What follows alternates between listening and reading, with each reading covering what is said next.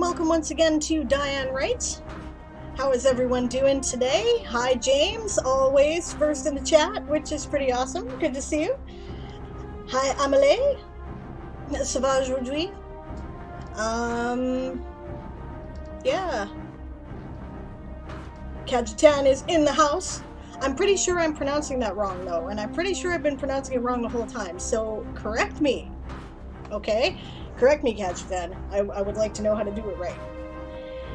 I hear they got snow in the northern UK, up in Scotland and whatnot. It's not snowed here for a couple of days.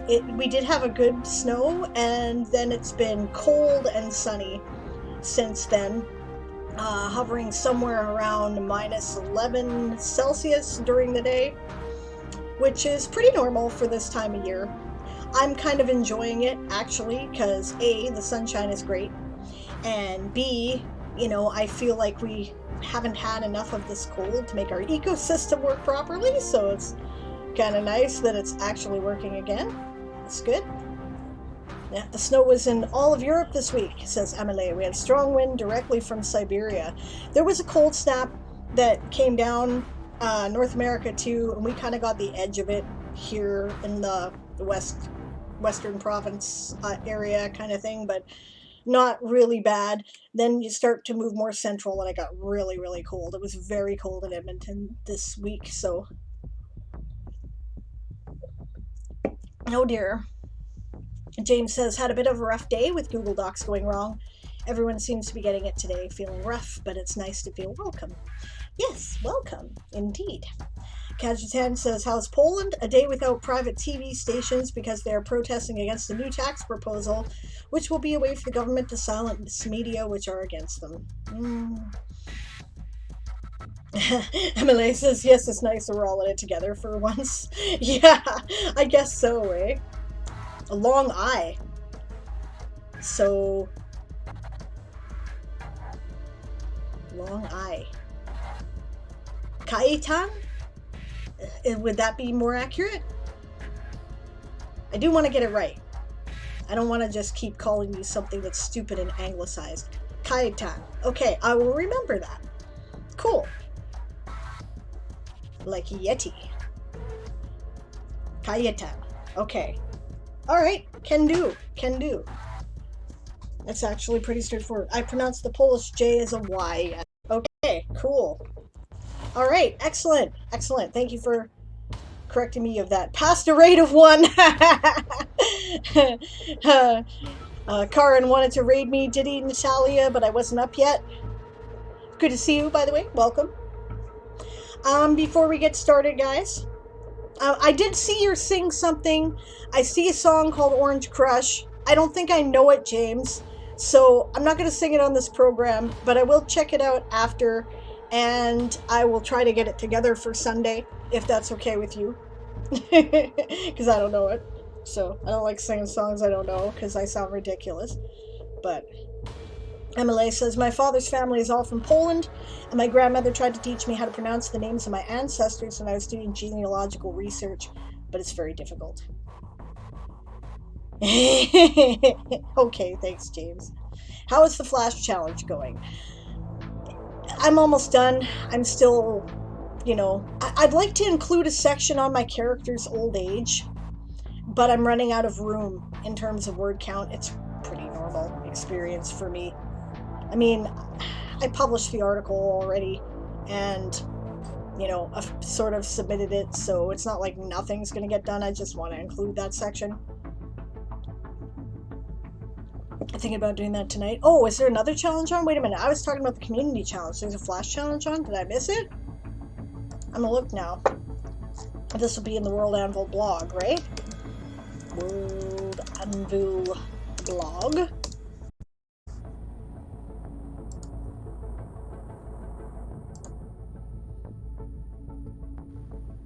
So you're part Polish. Good to see more people here. Me too. By the way, I think I've said that before, actually. My grandmother was Ashkenazi, Jewish, and Polish. So that is where we came from. Not that we had any contact with her or her family, so I have no grounding in Jewish or Polish culture, right? But, all right. Birthrights February Flash Challenge. Okay. Okay. Let's check it out. I'll put it up on the screen here.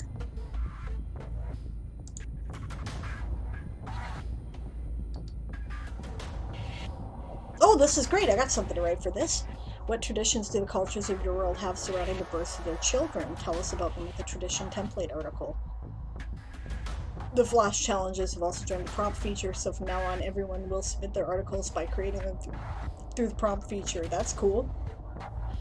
When did the people of your world, or what did the people of your world do when a child is born? Did they celebrate the birth? Did they keep celebrating birthdays? What traditions does one of your cultures have around births, and what do other cultures think about those traditions? Is a birth special for an entire settlement, or is it a private family deal? Interesting. And they give some examples in real world cultures.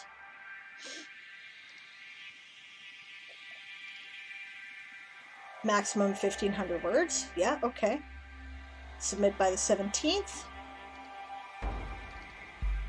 Nice.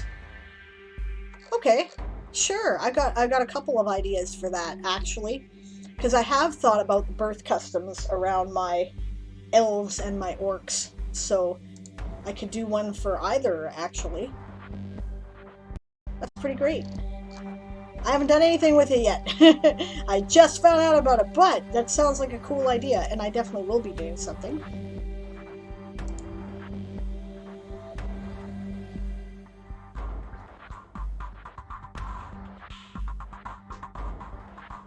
Let's see here.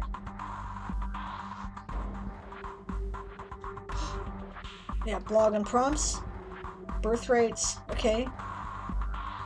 Emily says to Cayetan, yes, I'm half technically, but it's my great-grandparents who came to France in the 20s, and my grandparents were born the year just after, and unfortunately nobody taught me to speak Polish either.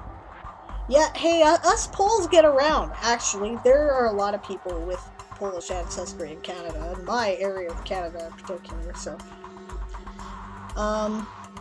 Natalia says, fun thing, my brother-in-law investigated their family tree. There were some names I didn't expect. Velke Polska? Cool, says Amelie. They were under pressure at the time. And then Cayetan shared his Flash challenge, so we're going to look at that. Emily says, I'm going to write a book with a healer as a main character later in the series, so I'm thinking the Flash challenge would be great to include in it. Yeah, that's a cool idea. Healers are more than likely involved in the, birth of children, I imagine. But that depends on community too. They might have, midwives or something like that. That's a really cute picture. I like that. Test of magical ability. If at least one of the parents is a magic user, a special ritual or test takes place after the birth of a child. You need the word "the" between after and birth. Its goal is, okay, you skip the apostrophe. I know it's weird in English. It reverses the rules about possessives in English, right? Apostrophe S is a possessive, except when it comes to the word it's, right? That IT apostrophe S is used for the abbreviation, the contraction of it is. So in order to do a possessive with it's, you have to just put ITS. Because it's fucking English and it makes no sense. Okay. Its goal is to determine if the child has magical abilities. In most cases, it has. But there can be some atypical occurrences of not inheriting magic, especially if only one parent is a magic user. Let's see. I'd elaborate on that a little more. Well, no, I guess it's good enough. Okay, nah, I'm not going to overthink it today. I have a bit of a headache, so... Okay, the test checks if the child has the innate abilities of such schools as tulpomancy or divine magic. What is tulpomancy? can create intelligent beings. Tulpas, oh cool. Okay, which live inside their bodies and coexist within them. I know what a tulpa is, actually. Right? Few of the most powerful tulpamancers can create tulpas which have a physical body. Tulpamancy is one of the schools of magic which can't be learned. Tulpamancers are born with their abilities. That's cool. Okay.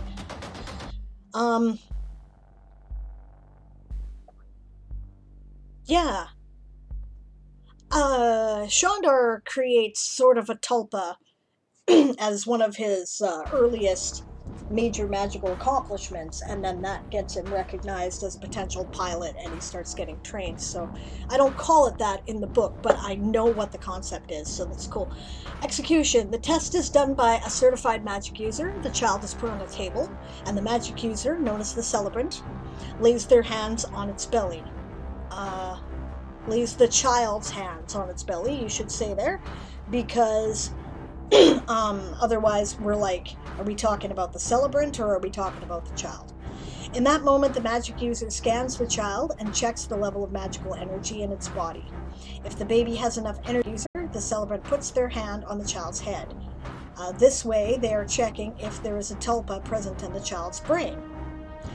There really isn't I would say anyway, because you said the way, but I think you mean anyway. There really isn't any way to tell if a child has divine magic, but it can be speculated based on how much magical energy the celebrant detects. Participants. The test is a small family ceremony. Parents take the child to a certified magic user. The extended family and friends are not invited, and there is no special meal. No, Mom, you can't come to Adam's test. They want only the parents present. A woman talking to a mother. Observance. The test usually takes place 2 to 5 days after the birth. In most cases, parents do the test right after, I would say, leaving the hospital rather than going out of the hospital, although that's technically correct. It's not really the way a native speaker would say it, right? So leaving the hospital. In recent years, some hospitals started to offer the test. In the case of the premature babies, the period between the birth and test is longer. There are no contraindications, and good word, contraindications, haha, I know what that means, and you know what? Good for you for looking it up. There are no contraindications for doing the test right after the birth in case of premature babies, but it is never done, I would say, because you're in present tense for the rest of the article, so it's kind of odd to shift to past tense there. Or it has never been done, if you're wanting to imply that it could be done, but nobody does it or has ever done it. Okay, parents have always waited until the child was ready to take out of the hospital. This is cool. What a neat idea.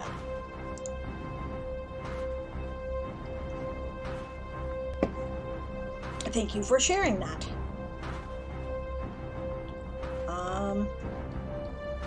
In 10 minutes I will be having a bath, says James. Okay, no worries. Cayetane says, I normally remember about the it's, don't know what happened there. You know what? You probably were using a spell checker that fucked it up, right? In Microsoft Word, when the it's is capitalized, they reverse what they mark as right or wrong for that particular issue. And that has been fucked up since the first edition of Microsoft Word came out. And they have yet to fix it. In Canadian English, anyway. If you're checking it in Canadian English, it says that the other way, the opposite way from the way it should say, is correct. But only when the it's is capitalized. So maybe it was that. I can see that being a common error they would have repeated because they're stupid. Okay. Emily says to James, I just finished my shower before the stream. Cool. Natalia says, under which were King Edward of England, we don't know which one, and Charlemagne, King of France. Oh, your brother-in-law's ancestry. Sure, those guys got around, actually. Talking about your boyfriend's family tree. Yeah, okay.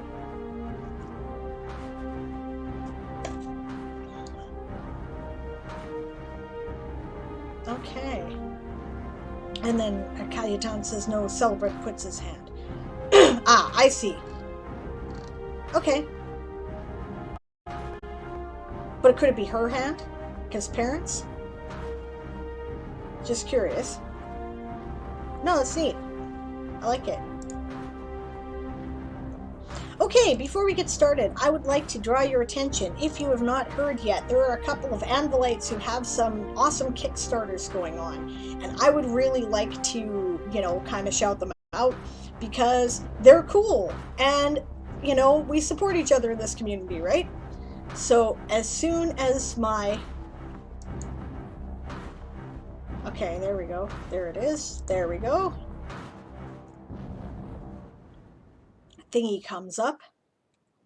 I'll put these links in the chat. They're both doing Zine Quest, which is produce a little mini magazine.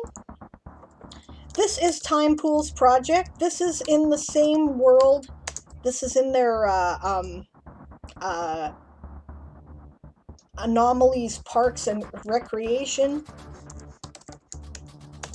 And this was a fun world. I did a thing for this for the holidays. I got to be an other dimensional being who was confused with Santa and did some voice acting for him. Same world. It's an awesome world. I'm a big fan. Basically, the idea is, if you haven't heard about it, that there's like otherworldly shit that's coming into their world, but their world's very much like our world. And there's a particular area where the anomaly is taking place, and it's run by a corporation, and the corporation is struggling, right? So they've recently started trying to turn some of these weird otherworldly things into tourist attractions, and it's just a lovely commentary on capitalism and corporate structure and the absurdity of what we're willing to leave to corporate responsibility and how that is a stupid idea. And I love it. I absolutely love it. This is a little mini game, and we're supporting it because I can't wait to play this at my dinner table. It's going to be really a lot of fun. And then, here's a really neat idea, right? The Ethnis clan is also doing a zine Kickstarter, and their idea is they're making a system agnostic way to play something that comes from their Ethnis world, which is a monolith. And a monolith is like an ascended being. In some cases, they're regarded as gods, demons, or superheroes because they're that kind of level of power, right? And it's a system agnostic way to play one and what you can do with it. And I can immediately see applications to some of our epic games that we've been playing for a long time in my house. And there it is. So, yeah, definitely check it out. Kayatan points out that Ethnis reached their initial goal in about 5 to 10 minutes. Yep, and good for them, right? And I saw it happen on the stream. I was watching on mute, but I was watching, and it was really cool, right? So yeah, they don't need your money to do the project, but they've got a bunch of stretch goals, and it would be fun to see some of those realized. Time Pool's zine is also fully funded. Theirs was funded within 24 hours, right? So not quite as fast as the Ethnis folks, probably because they're, not as well known, but it's awesome. And Time Pool has some stretch goals too. So, and some neat individual rewards if you support it. So check it out. Okay, now that I've done that, you guys ready to get started on a sprint? Today I am doing some minor revision because, once again, now that I've been doing all my rank structure, I realize that I have to make some changes, right? And there's some character stuff that I want to add in for some of my supporting characters. And then, provided I finish that, when I'm done that, I'm going to do what I usually do with this segment, which is go through the next chapter and get it ready to publish to my Patreon. What are you guys working on today? Let me know. Oh, yes, and for those of you who wanted to know, it is official. Chaotica will be doing my book cover, right? She's going to get started on the 22nd, and I cannot be more excited about it, so it's going to be a lot of fun. Hello, Darth Nicholas, and hello, Delian. Good to see you guys. How are you today? Delian winding down to go to bed. Darth probably hasn't been up that long. Good time zones to everyone. Darth is editing again today. Cool. Very cool. So am I, so we can enjoy that together. Oh, great news, says Emily. Do share. Oh, and Natalia finished Lady of Time. Oh, no, you were responding. You were responding to me saying great news about the book cover. Yeah, it is great news. I'm very excited about it. I cannot wait.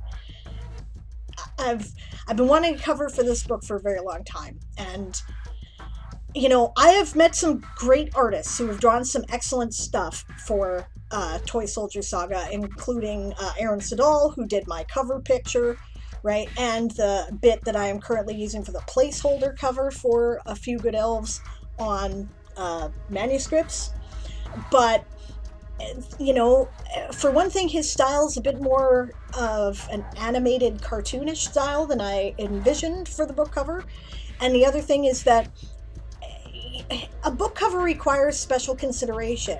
It's not enough to be a good artist. You kind of have to have an idea of where to leave room for things like the title and the author name and shit like that, right? And I don't think he's really picked up on that yet, but yeah. But he's a great illustrator, and he does some awesome work. So Delian says, winding down, midnight is the time for productivity. Well then, excellent. Join me for productivity. It'll be fun. Kagyatan says, I'm on a streak of making articles about magical education in my world. That is also excellent. James is going for his bath, so he will be back in a minute. Emily confirmed that she was talking about the art, so excellent. Yes, it is very good news. Siobhan slips in the chat and falls asleep. That's okay, hon. You can fall asleep listening to the sound of my voice. I'm totally fine with that. Yeah. Thanks there, Siobhan, for getting that one. Natalia says, so now planning my release for the 21st. Okay, good stuff. Are you sure that that's enough time to hype your release? And drop your links in the chat, right? Drop them down, because people want to support you, and I want to encourage us to support each other. I'll talk about, I've been thinking about some stuff that has to do with writing and my series in particular, but I'll talk about that after the first sprint, because I want to get some stuff done, and I'm sure actually James would be interested in this conversation, so I will wait for him. Let's get busy, guys. What are you working on today? You've hyped it already? Well, that's true, you have. So, okay. I can't wait to see it. It's going to be great. But keep reminding people. Drop the link in the chat, right? People need reminders. It's not that people don't want to support other people. It's that people are busy, right? They get involved in their own stuff, and sometimes they forget what's going on in your world, right? A book release is a big thing to a writer, but the rest of the world is not so big, right? So you kind of have to remind them. They do want to support you. They do want to see what you're doing, but, maybe they need to be reminded that it's a thing. All right. Emily just started her article for the Flash challenge, but now needs to find an idea to write. Here are the links. All right, so we have Unexpected, which we will check out. And this is your Lady of Time series, eh? Excellent.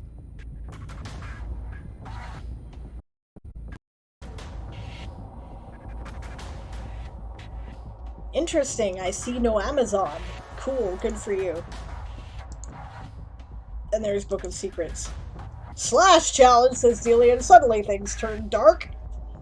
Yep, this is true. I love that cover in particular. I like the other one too, but I really love this one. I like the art and the font very much. Looks great.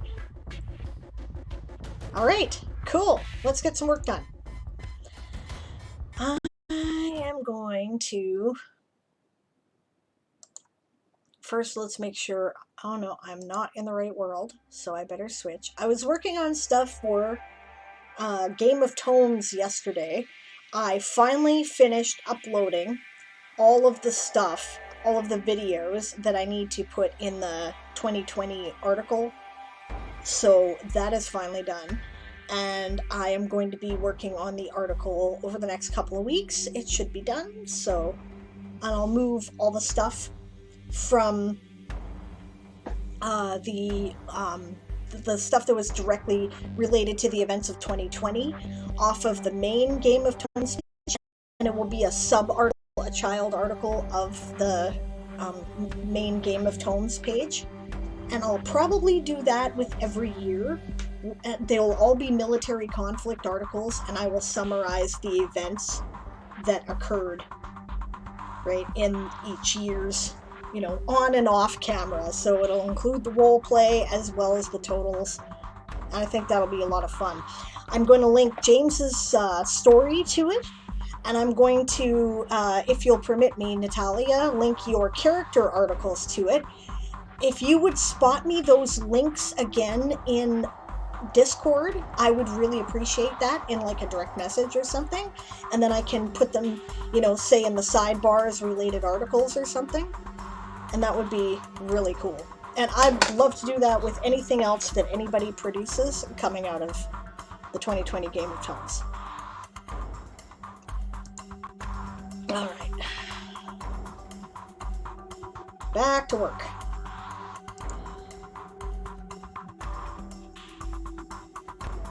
Emily says, Dealian, I was more thinking / is it male fiction, fan fiction? Yeah. Legit. Oh, okay. Natalia says, no, Lady of Time is one of the stories of the night. Okay, right. Is it good or bad that there is no Amazon? I think good for anybody who doesn't need fucking Amazon. Okay?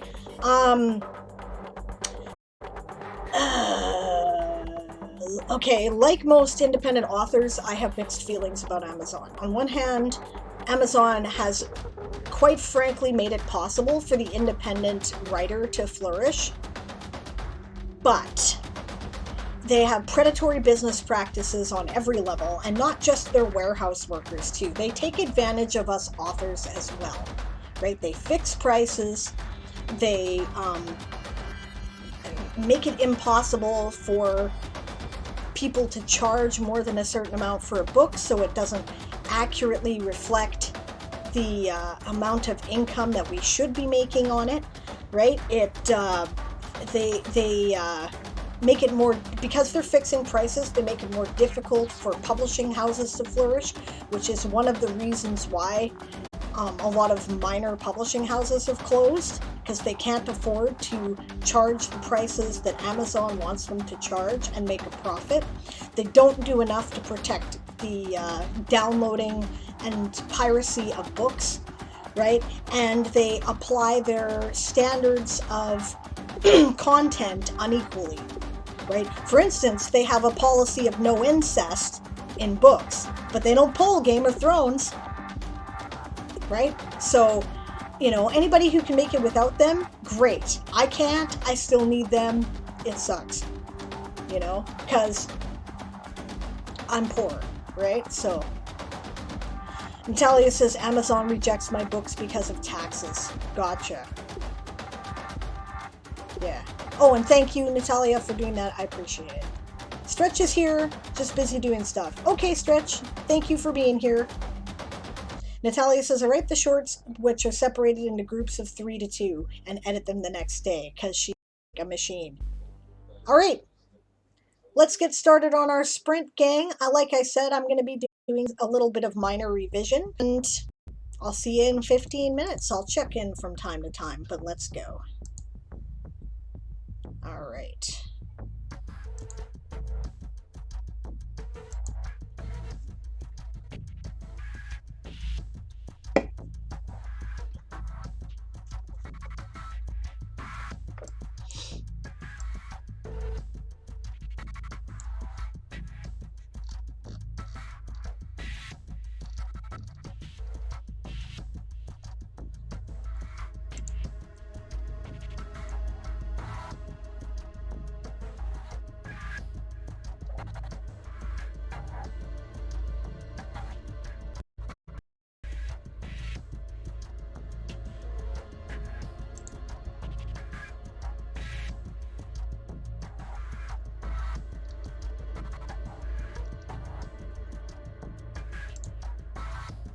Okay.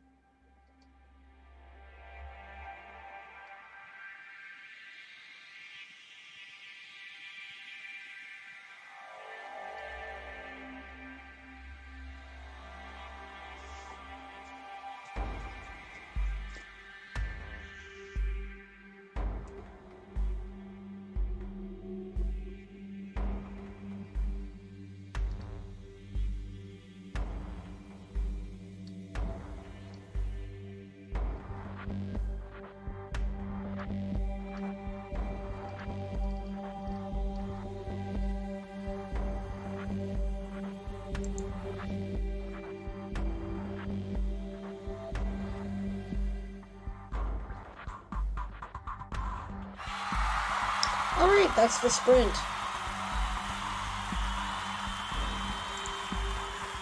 And how'd you all do?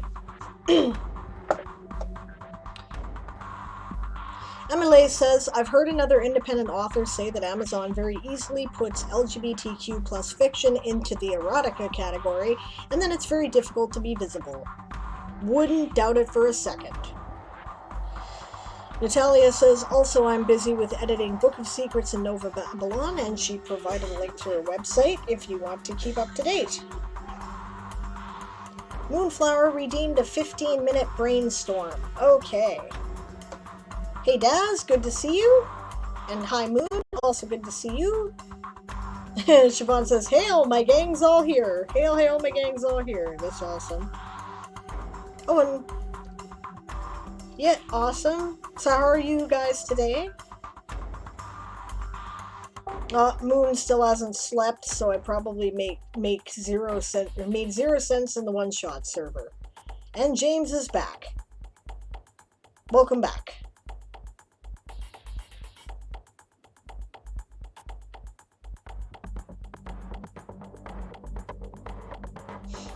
Moon has to last until 10 or 11 p.m. or they'll ruin their sleep schedule and potentially have to cancel the one shot, which would be horrible. Okay, so stay up. That's good. And apparently we get puppy pictures whenever we need to be cheered up. That sounds great. Natalia wants her own pupper, but can't have it. Because it's broke. Okay. Moon is publishing the context for their brainstorm now, and will explain more in a minute. Okay.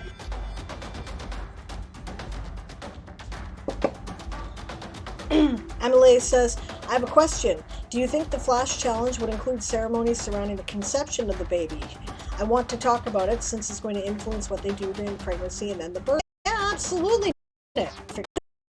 Birth custom, you know, celebrating birthdays, you know, encouraging conception, that's all related. Absolutely, I'm sure that would be included. And yeah, I'm not even worried about it pushing the envelope, actually, right? Because this is kind of a variation of the birthday prompt that I ended up judging in summer camp, and all of that was included. So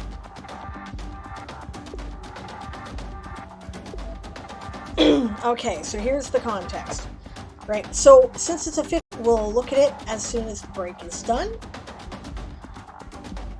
Elven law, all right?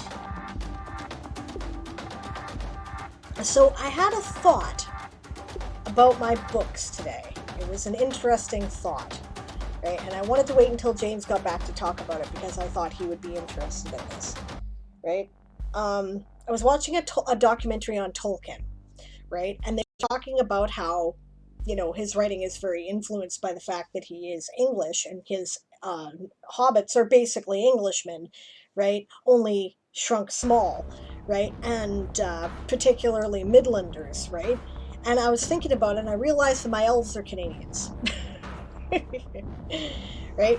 We have this colonial legacy, right? Which worked out really great for the Elfar, right? Who are like my Anglophonians, right? And not quite as great for the She, but not badly, who are kind of like my French Canadians, right? And, you know, least well for the Nunnehi, right? Who are the First Nations. And it's interesting that I put qualities in there that are very similar to what Anglophones, Francophones, and, you know, and how First Nations cultures in Canada work, right? Like the She are more passionate than the Elfar, at least publicly. Elfar are all about that, you know, stoicism and whatnot, that stiff upper lip, which lasted longer in Canada than it did in, but it's still the British stiff upper lip, right? And the Nunnehi are not really aptly described as an ethnic group per se, because there's a lot of different cultures and you know, ethnic groups within that group, but they've been kind of forced together to form kind of a mutual culture between them because of the colonial legacy, right? And their issues of identity and how they relate to each other with the elves presenting, or the orcs presenting kind of a newer Canadian variety, right, come out in my books. And I'm like, well, that wasn't intended, but I'll cop to it because I see it. You know, it's just, and it's what's influenced by what you know, right? Okay. So, we're on the 15-minute sprint here. Let's look at Moon's thought. Okay, more context. I need to come up with potential laws for this article and was wondering what you guys would put. Alright, let's have a look. Elven law. Manuscript magical, tome scroll. Medium, crystal magical. Authoring date 300 AE. Elven law is the codex of principles the most elves abide by. The laws laid out in the codex are seen as fundamental to society by many Eichenwald elves and, to a lesser extent, Psionic elves. Oh, this is the ones with the hair. Okay.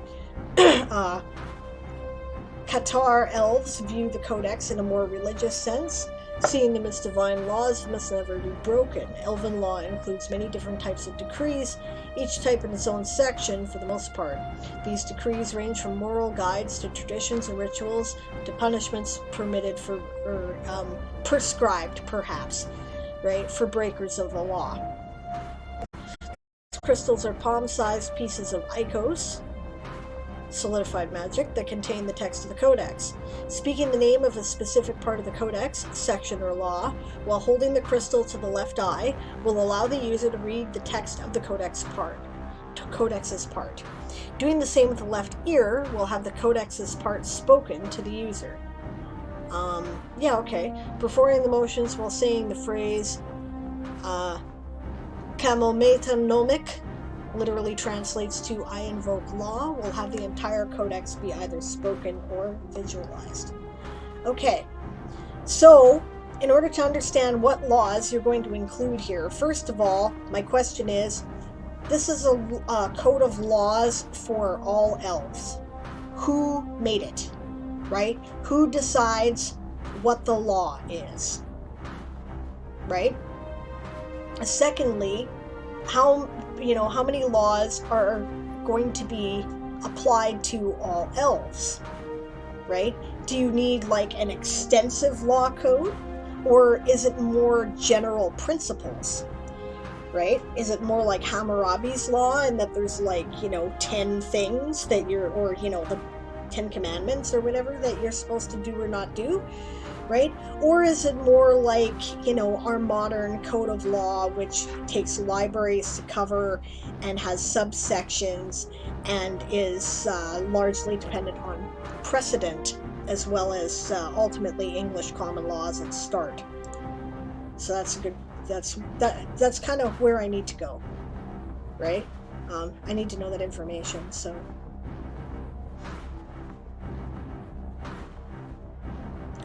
Yeah.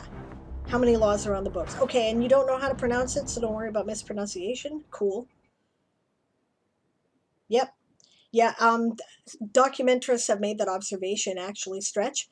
He says, the Shire was heavily based on the county I live in, Norfolk. Yep. Not to be confused with Norwich, says James, winking at Stretch. Yeah. Very true, says Stretch. Norwich is the city that's the county capital of Norfolk. Yeah, right, and urban and rural environments might be very different. Yeah, so Siobhan's questions are apt. How many laws are on the books, right? Amelie suggests some laws dealing with food, maybe, what they can eat, at what occasion, any specific restriction of food that is eaten for a ceremony, kosher laws, adds Siobhan. Yes, I think every religion got some variation around that. Not necessarily. Every Judeo-Christian oriented, parallel evolution religion has something like that. But that doesn't hold true of every religion. There are a lot of religions that have nothing to do with that branch of religion. And depending on how much you adhere to Buddhism or the Hindu faith, the Vedic faith, right? Or Sikhism, there are some rules too, or at least suggestions at certain times. Okay. Moonflower says laws is generalized. The Elven Council made this before the ethnicities of elves were truly separate. There are roughly 50-ish laws, and Emily, that is a good idea. Okay, but my question is, right, what is the purpose of a food law, right? I believe that everything exists for a reason, right? If you look at the kosher laws of Jewish faith, most of them are excellent for avoiding food poisoning in a time when food preservation was iffy at best. If you follow the kosher laws after the apocalypse, you're really unlikely to get salmonella, right? So there's a purpose for it, right? The stuff that they tell you to avoid is stuff that tends to breed food poisoning fairly easily, right? And that's a generalization, and of course it's not entirely accurate because beliefs about things also affected it, but it has a bearing, right? So is there a reason to have laws about food, what they can and cannot eat, right? Was there a time when all the elves lived in one place and they overhunted the forest maybe, so now they don't eat meat? Like, think about where they came from, right? Because people don't like rules, okay? People don't like rules. So if there's rules, those rules exist for a reason, right? So those rules might be, there's a good reason not to do whatever it is. For instance, if you have people running around murdering other people, then there's no safety in society, right? So you can't have that, so we have a rule against that. Uh-oh.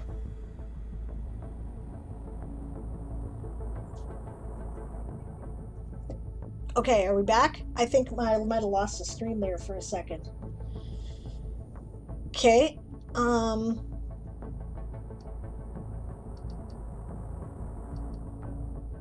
Yeah. Cayetane points out that you can add some purity laws. For example, what a woman must do after menstruation or preparation for a ritual. Yeah, there are lots of cultures where that's a thing, right? Moon said, I'm glossing over most of the laws, but I was interested in what you guys have put, right? And Cayetane points out that the poisoning theory is just one of many theories, right? I'm not saying that it's the theory, because history is always at best an educated guess, and we can only work with the information that we have, but it makes sense, right? And I'm not saying, but think about where laws come from, right? That's what I'm encouraging you to do. Rather than give you a list of things you should include just because it's a law, right? I'm saying, what laws would have made sense, right? I'm sure they have rules about murder, right? And I'm sure that but do they have laws about property? Maybe they don't, right? Because maybe in Elven culture everybody shares everything, or maybe property is shared among families, so you can't really steal from a family member, so there wouldn't be any laws about that. But there's laws about stealing from other families, right? That might be a thing. So culture has an effect on law, right? Law exists so that people can get along with each other in the culture, theoretically. Although there's also laws that exist because corrupt leaders put them into effect to benefit themselves. So that's another thing, right? But if this is still widely obeyed by all elves before they became separate ethnicities, I think it's unlikely that a lot of that would have stayed, right? Unless it's a social caste system, because those tend to stay around, right? Emily says also to encourage local businesses like eating fish on Friday in Catholicism. Yep, that's another thing. Yeah, also depending on the climate, says Siobhan. Yep, that's another thing. Don't know if Protestants also do that. Depends on the Protestant church, right? Some Anglicans, for example, still observe Lent and whatnot, but sort of the more evangelical Protestant types don't tend to. Anstaze says, keeping themselves apart seems to be another motivation for some of the 613 rules. Good point. And hello, Anstaze. Good to see you. Stretch says, okay, so he's making shepherd's pie, so I don't get to tease him about pizza. So that's cool. Elves are omnivorous, but capsaicin is deadly for elves. Dairy is a big part of their lives. Okay, so they probably have rules about eating capsaicin, right? The video just became blurry. Okay, so I dropped frames for a minute for some reason. You know what? I should probably close this because I have way too many windows open. Shepherd's pie is pizza with a dough lid, says Weirdo, which isn't untrue. How warlike are they? Asked James. That's another thing that might have a bearing, right? Do they have rules about making war on each other? Do they have anything like the Geneva Convention, which governs what you're allowed and not allowed to do in warfare, right? Yeah. Yeah, it Stretches denying that he's eating pizza with a lid.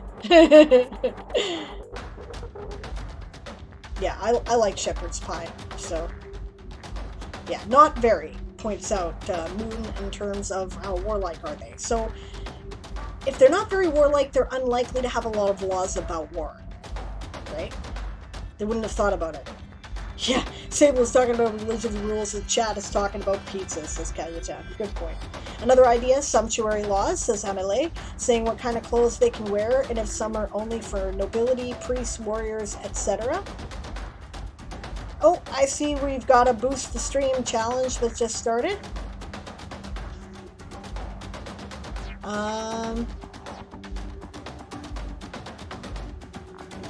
Yeah, my orcs have sumptuary laws. You're only allowed to wear lapis if you're part of the royal family. Right? And why? Because it's sort of a badge of office. So people who wear lapis who are not part of the royal family are technically impersonating royalty. Right? It all exists for a reason. Right? I was in another channel and was unable to read you. Oh, damn it. I thought I had adjusted my settings on Saze, but apparently it didn't, like, save or something, so I will check that as soon as I'm done, and thank you for the heads up. Weirdo says the elves passed laws on what constitutes shepherd and cottage pie. Yeah.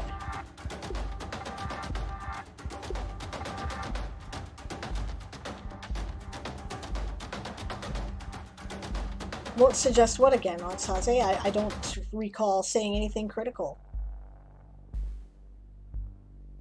Kayutan says, oh, yeah. I'm sorry, yeah, apparently I had a blip in the stream. Oh, thanks for the... Another one? No, I think it was the same one. Yeah, okay, so, I mean, they'll have laws about murder, but if they don't have any, and violence, right, obviously, especially if they're not very warlike, they probably have some pretty severe rules about violence. Right? I don't know if there are rules on property or like, so I don't know if they have any rules on stealing, right?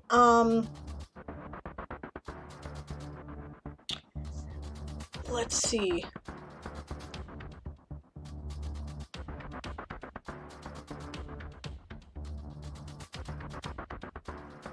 Yeah, Oxhaze, it was a setting that was deliberate, but I have rethought it, and I have decided that this is not... I was worried about assholes coming in, because I know what YouTube is like, and Twitch had a worse reputation when I first started, so I was afraid of, like, you know, some, I don't know, sexist gamer jerk coming in and wrecking my stream with, like, 500 people who are gonna be rude, but... that clearly is not going to happen, and I keep deterring writers, so I've made up the mind that I'm going to change it, but, you know, I thought I had, but you know, it didn't go through, I guess. So I'm going to change that, and thank you for the reminder, and I will fix it. So, yeah, laws about work, that could be, how long can you be forced to work, right? That's a good thing there, Siobhan. With the Industrial Revolution, we had to have all kinds of laws about work, so that's another aspect. Good point, Stretch. Hey, you have me and Siobhan to deal with the assholes. Exactly. And Darth Nicholas. Exactly. So I'm not in any danger from assholes. So, no reason why I can't do that.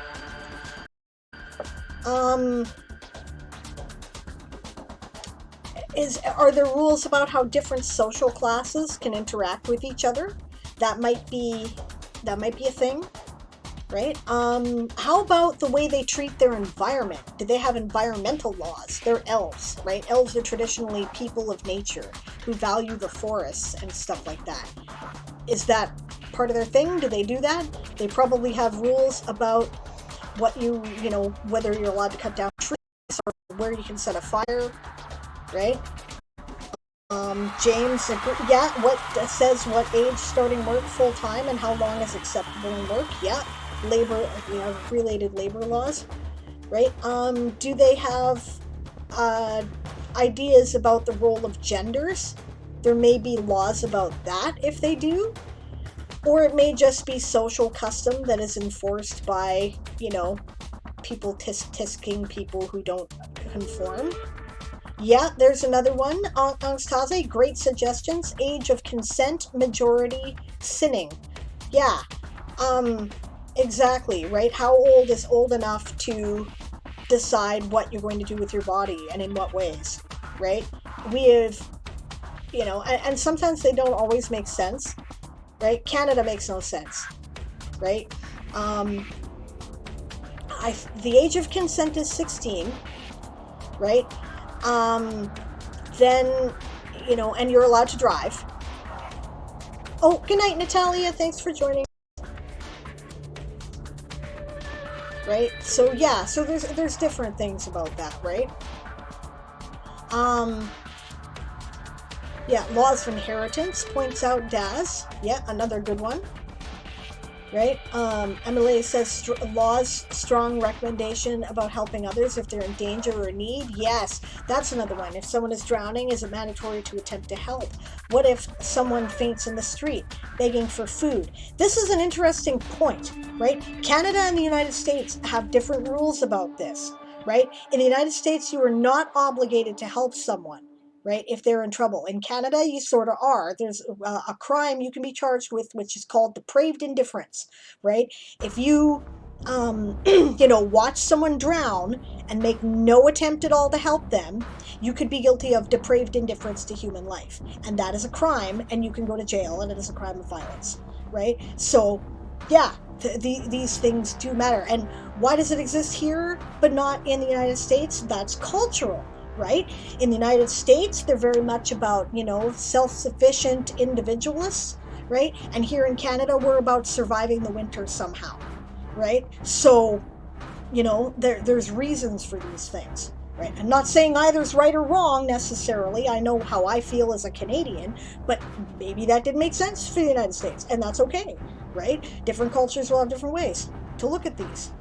Yep, all good points. Angstase says sex, rental agreements, alcohol, operating lethal machinery. What's the age at which you're allowed to do all that? Yep.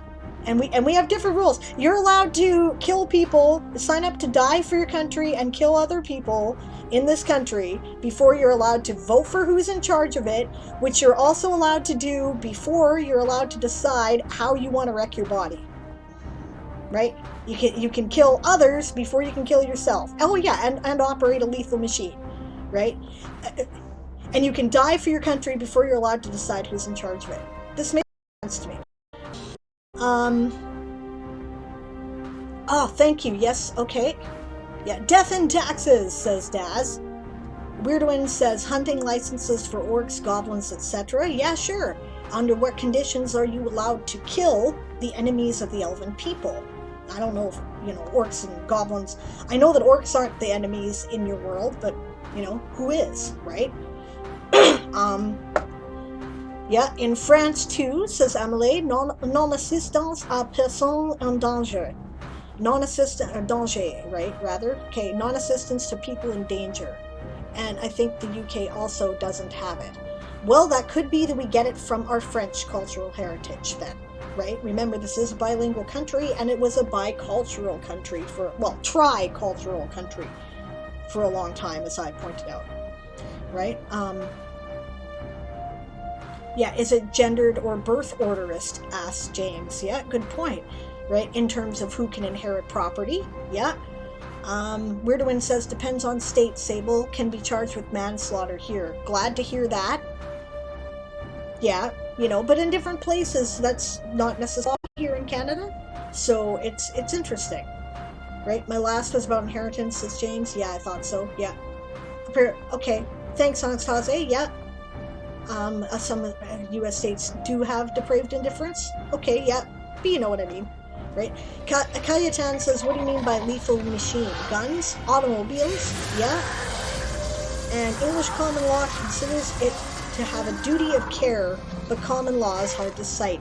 Actually, thank you. Yes, you're absolutely right. You're absolutely right, Arsaze. Yes, it does, but it's difficult to determine what is a duty of care, right? Yeah. So, I don't know. I'm just saying, right? And those things grow out of culture. Oh, thank you for boosting the stream, guys, by the way. I appreciate it. Okay, we've started on another sprint, so that definitely ends the 15 minutes of brainstorming. If you guys want to continue to talk about it in the chat, that's awesome.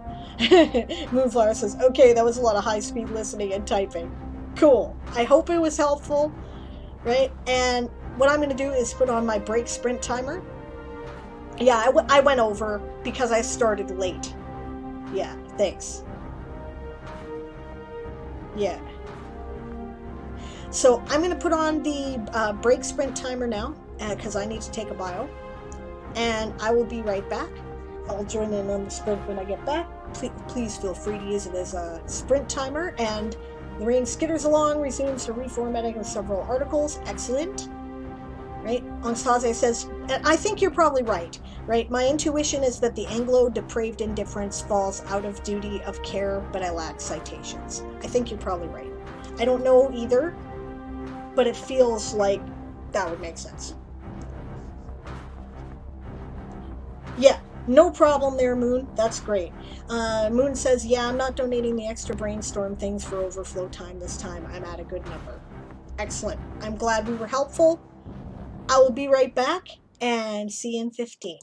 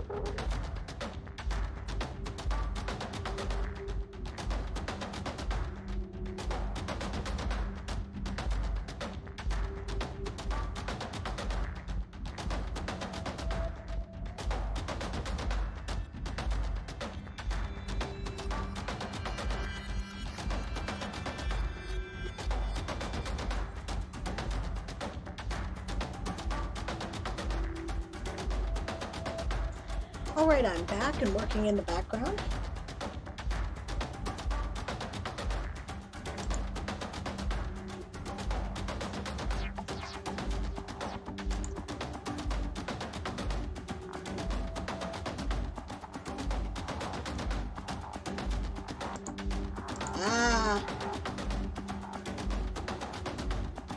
Sable must have tabs out of control.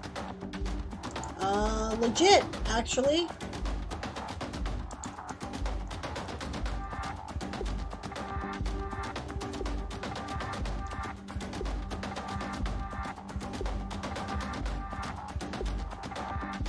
What I had out of control, actually, was that I had a stream manager window up in the background, which I did not realize.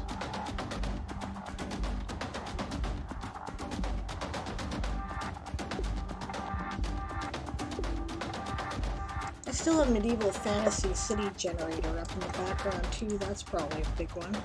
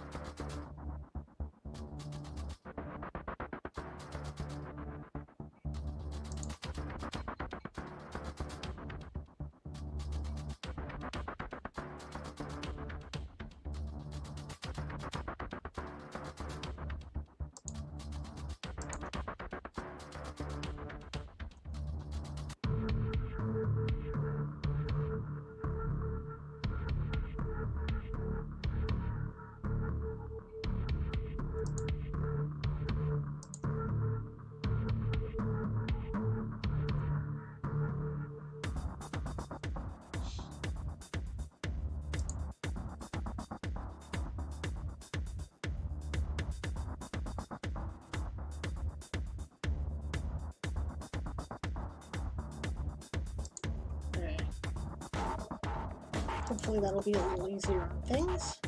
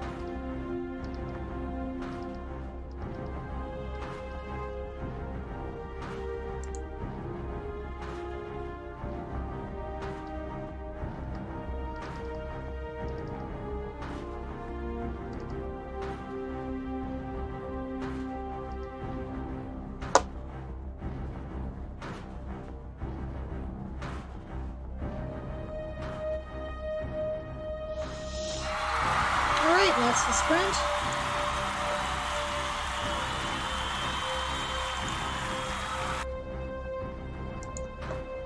And how'd everyone do?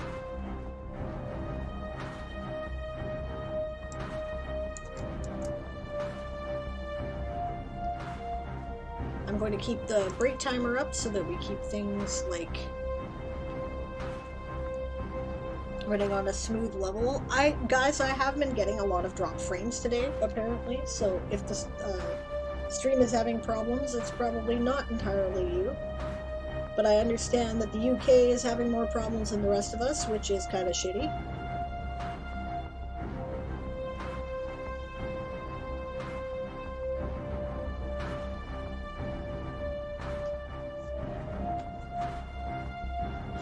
I like all the questions about law that are going on in the chat.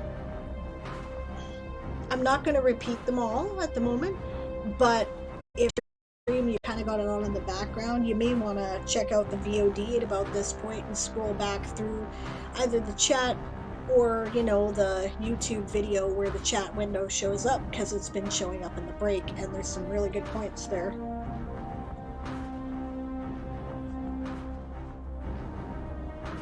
I'm kind of keeping my door open to the room as long as I can, because it gets very hot in my room when the heat is on, because my window is well insulated, and my room is well insulated, but part of the rest of the house doesn't have like plastic on the windows or whatever, so there's little drafty bits, and it's pretty cold out here, so the heat just keeps running to heat the rest of the house, and I'm turning into an oven here. Okay, Moonflower needs a break, so that is enough of that for now.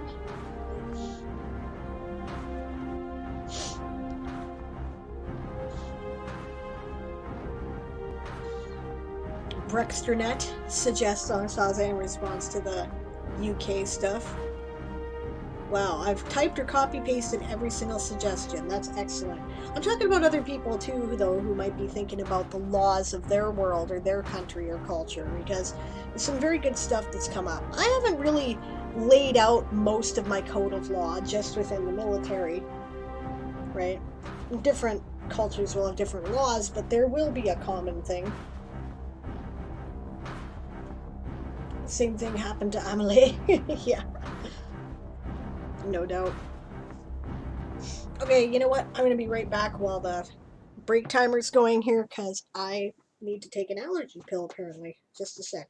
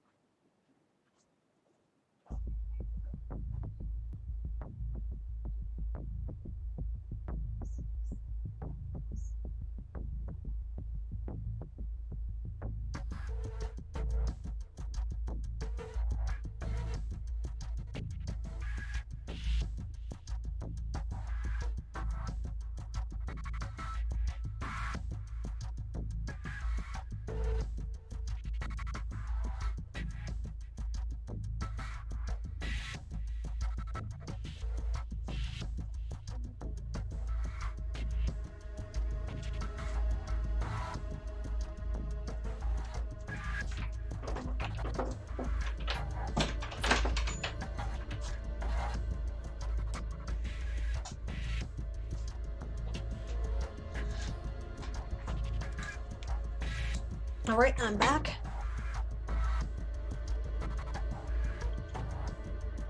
Lappin, 55 words, forestry. Excellent job there, James. Yeah.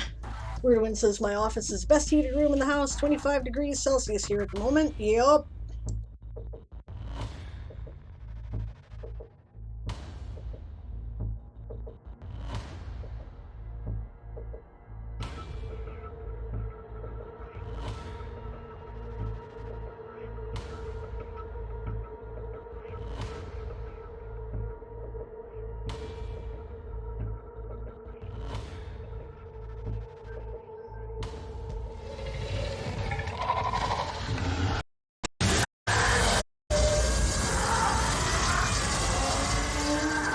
Alright, that's the growl, and I see a request for a developmental edit. Okay, we can do that. I did not see it initially, but I will scroll back in the chat and find it. And I see that World Anvil is doing something very weird on your end. Where is that? 16 minutes ago. Way back when, I'm sorry.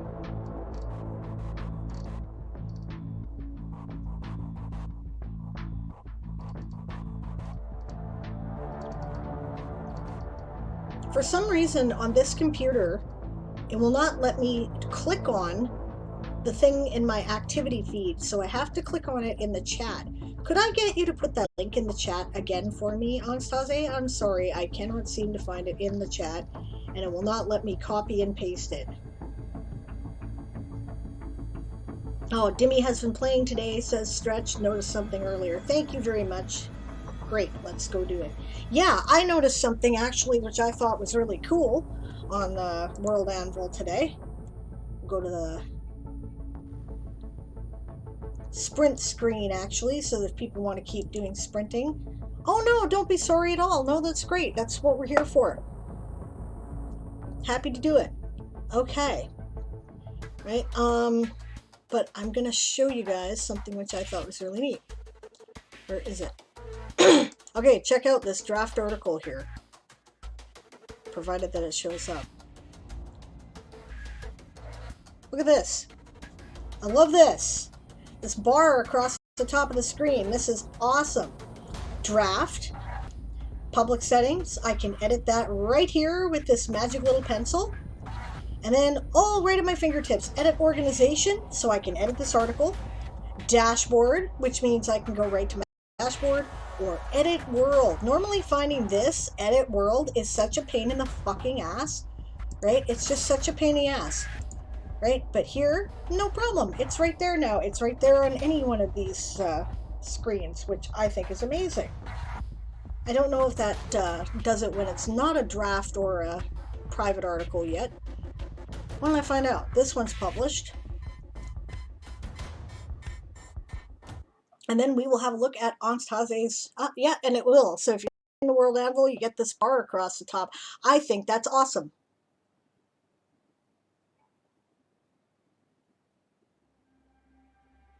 And probably, if I'm on somebody else's world, it doesn't do that. Which is doubly awesome.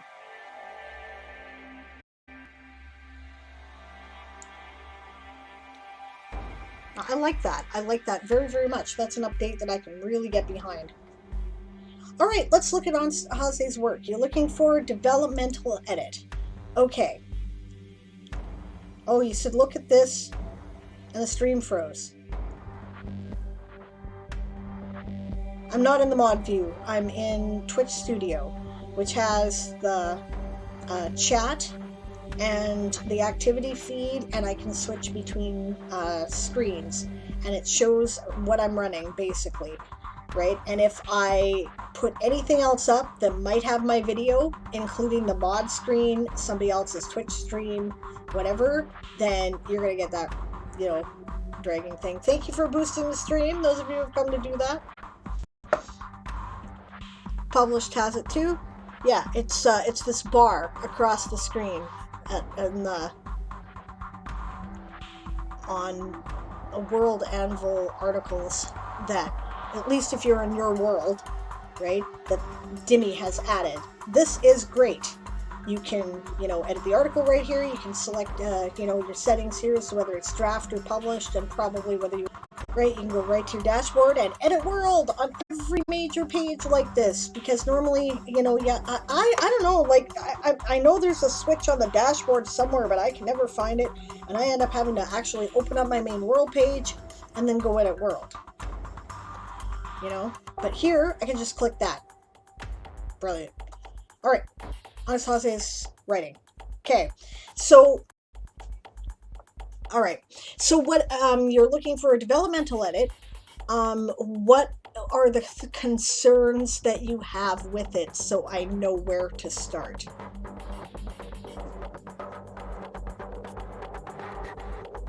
And in the meantime, I will start reading. I recognize this is Missing the Boat. Oh, thank you again for the boosting of the stream, gang, and success, apparently. So, we're in business. Thank you very much. Just waiting for Angstaze's reply. I'm not ignoring you. I'm trying to get a feel for... Does it work as a standalone story? Can it be made more compelling? Oh, is this Missing the Boat or is this something else? Sometime after Missing the Boat. Okay. All right. Great. Thank you. That helps me. That gives me a direction. Kayetan says, question, should I actively search for story ideas or wait for them to come to me? Yeah, you can do both, of course, says Ridwin. And Amelie says, sometimes if you don't sit down and try to find an idea, nothing will come on its own. But sometimes you just randomly have lots of ideas coming to you at once. It's cool, but I wish we'd scroll out of the way, says Stretch. Ignore everything you know about the characters if you can, says Anastasia. Alright, cool. No metagaming. Got it. I can do that. Okay, before I get started, I'm going to I'm going to give Kayetan something because he probably will not be here until the end of the stream. And this is an issue that he's been struggling with. Right, but I think I may have help for you. This is Cat Rambo's School for Writers. Right, these are the classes that I have subscribed to. There's some of them. No, wait, no, I'm not logged in. So there is a class here about finding ideas, and I am going to find it for you.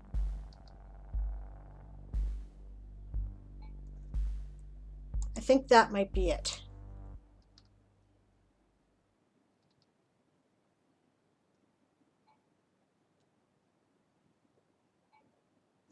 Okay, so this is from idea to finished draft, different kinds of ideas and what to do with them.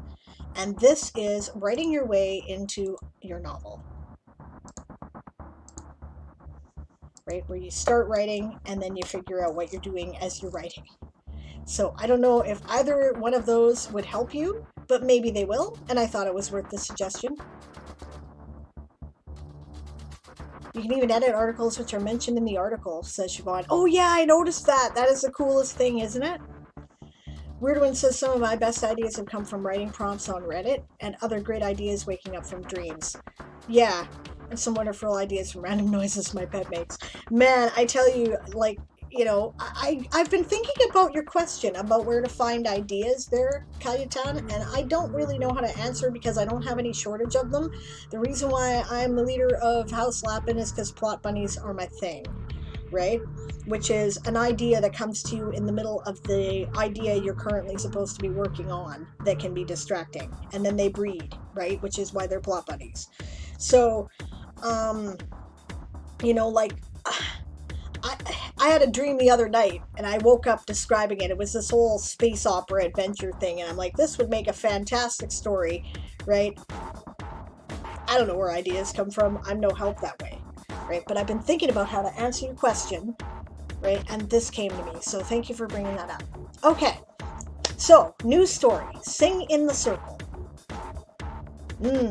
Morgan cuddled back against Lynn, enjoying the sense of lassitude she always felt after that sort of play. That was nice. It really was, Lynn agreed. It's nice to have so much space for a change. Morgan looked around the hotel room with its 2 queen-sized beds and little space between them and laughed. More space than the boat, at least, she said. How are you feeling? Oh, I'm good. Lynn stretched. A little glad Becca didn't decide she needed something from the room partway through, mind you. Scant chance of that. Morgan shook her head and started packing up after play. You know how anxious she gets about anything she thinks might interfere with our relationship. True, Lynn said. Still, she's only just started getting more comfortable around me. I don't want her scared stiff of me for stuff the person on the receiving end of it enjoyed. They shrugged. Any idea where she is? I know she said at supper that we could have the room to ourselves for a few hours, but it's gone 11 already.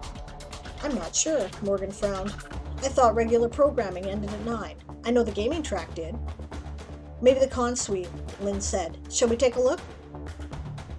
Negotiating time with distant partners was always a challenge.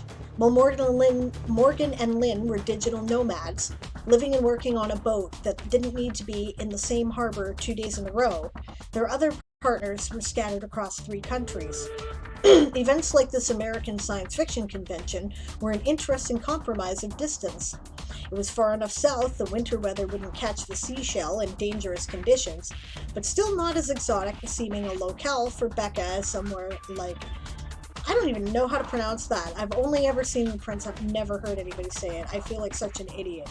I know it's a real place, and Correcio?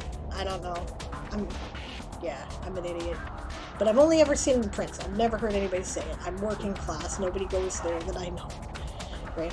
More importantly, there were enough programming tracks to cater to Morgan's and Becca's shared love of tabletop games, Lynn's minor addiction to fan fiction, and half a dozen other random things that caught their fancy.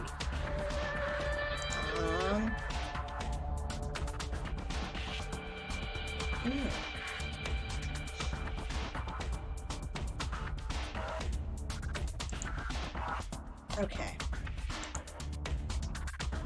Becca was not in the con suite, though Louise and Aaron were arguing homebrew with 3 other people in a corner. No, I haven't seen her, Aaron said. I barely seen her all weekend. First time we lured her down to TerraceCon, and she's been glued to you two. More Morgan than me, Lynn smiled. But no, she gave us some privacy after dinner, and we haven't seen her since. Do we want to know what you did with the privacy? Louise leered. Morgan shrugged. I have no interest in telling you, so I don't suppose it matters, she said. The assumptions Louise made about her relationships were not unusual, but it was still a bit annoying. Oh, I feel you there. More so when it overflowed onto Becca. 100%. You could just text her, Aaron suggested sensibly. Yeah, I tried that, Morgan said. I think she forgot to take her phone off silent, though. I haven't gotten a response yet. Aaron shrugged. Can't say I've seen her, she said. Good luck. Yeah, thanks, Morgan said. Lynn handed her a bottle of water. We can go back to the room or wait here, they said. Here has crisps. A reasonable point, Morgan smiled, stealing one from Lynn's paper plate. The phone in her pocket chimed, and that's interesting. This is the first hint with the way in which things have been phrased here that I've had that Lynn is English. It's cool. Okay. Yeah. The phone in her pocket chimed, and she shoved the chip into her mouth in a rush to check it. Becca? Lynn asked, gentle amusement in their voice. Morgan nodded.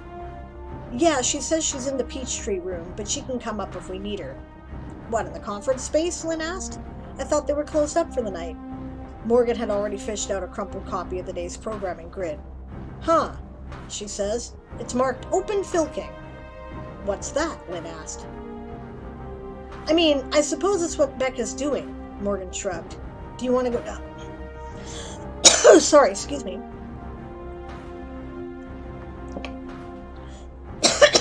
Very dry in here. Okay. And do you want to go down and see? It's pretty late. Who sleeps at a con anyway? Lynn grinned. Might as well check it out. Good point.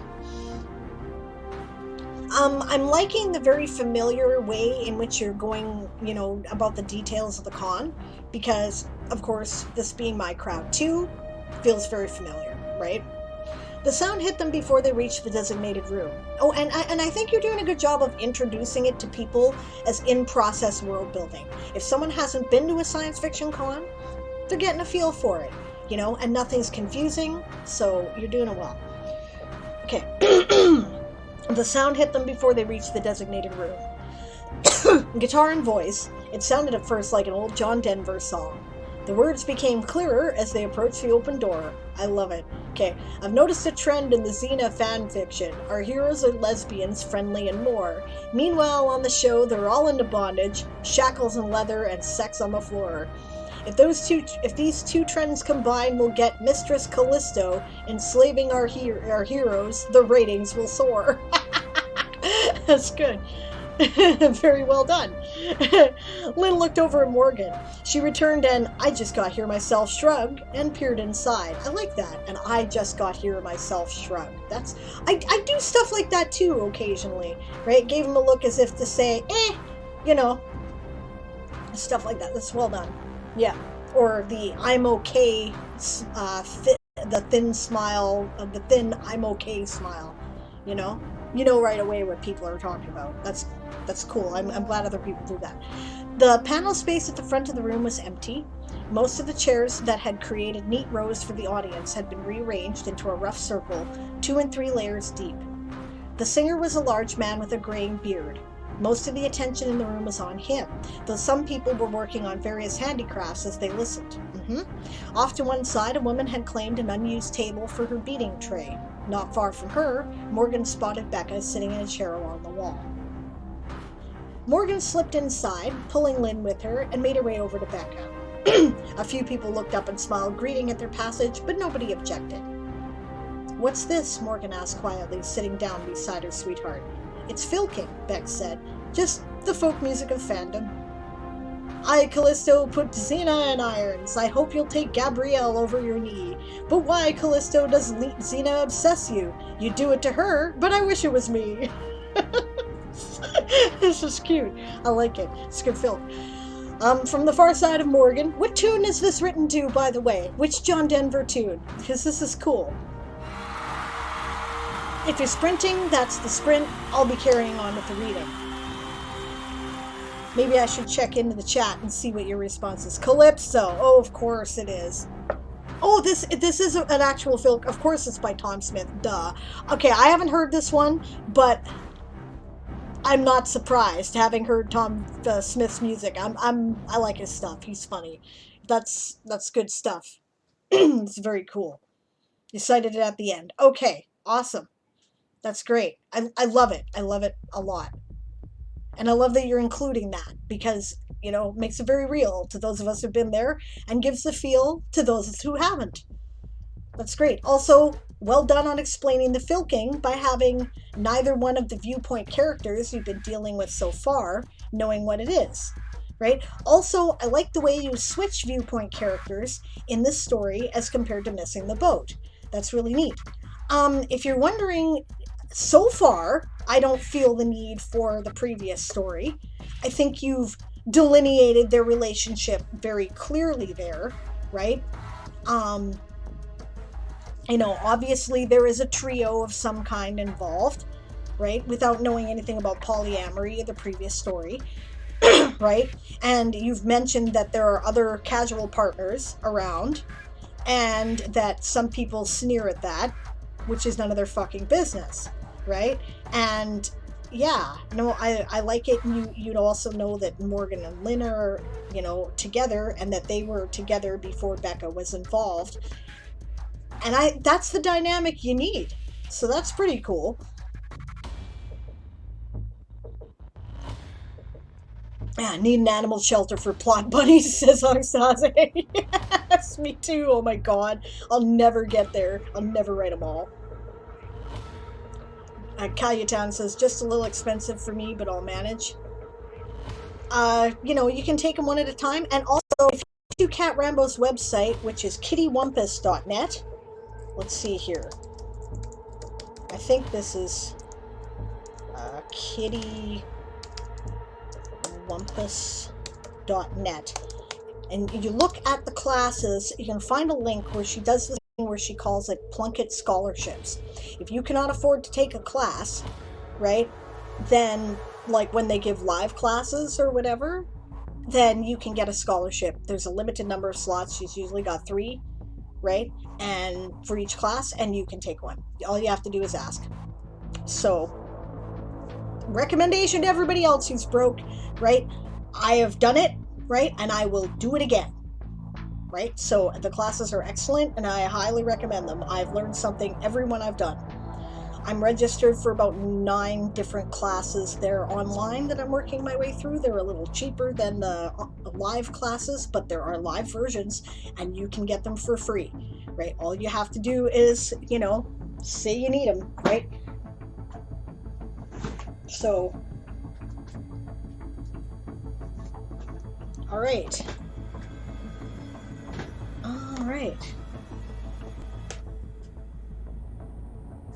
Emily has a suggestion about prompts at tumblr.com, right? They have some good ones among them, right? And she says, Or sometimes I read a book and I think about what my version of this trope would be like.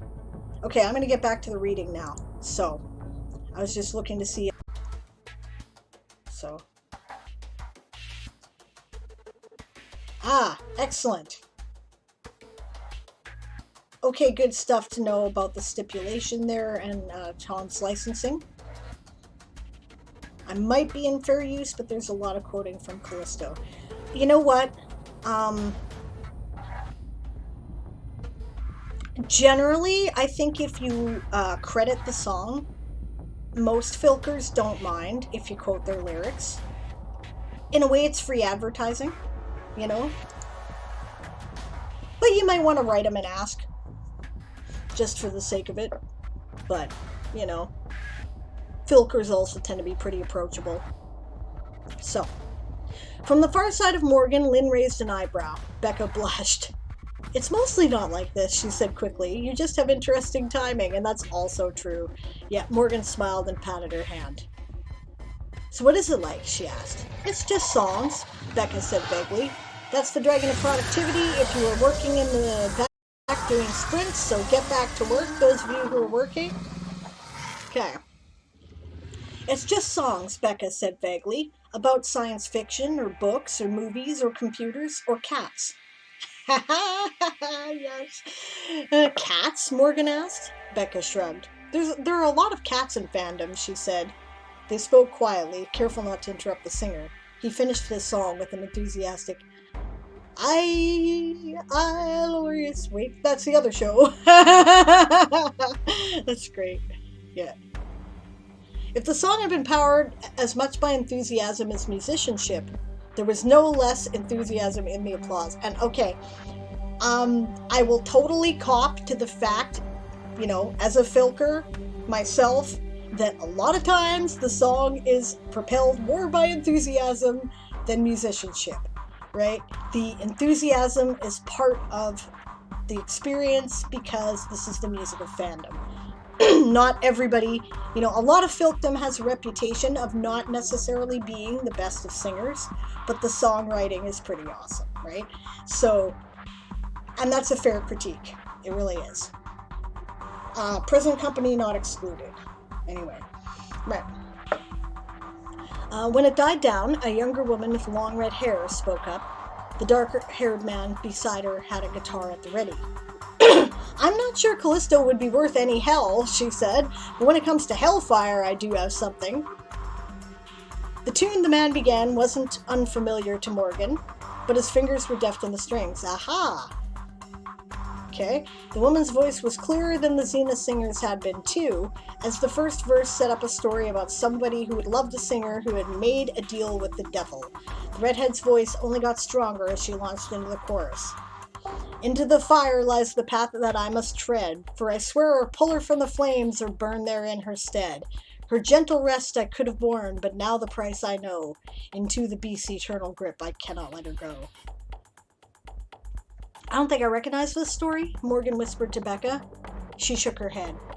I don't think there is one, she said. It's a sequel to a song another group did using the same tune. I don't recognize the tune either, Morgan said. Yeah, no, Cat Faber wrote it, I think. Who's that? Another filker, Becca said. Do you need me for something? No, Morgan said. I just wanted to be with you. Becca looked uncertainly past the dark-haired woman at Lynn. They smiled back at her as reassuringly as they could.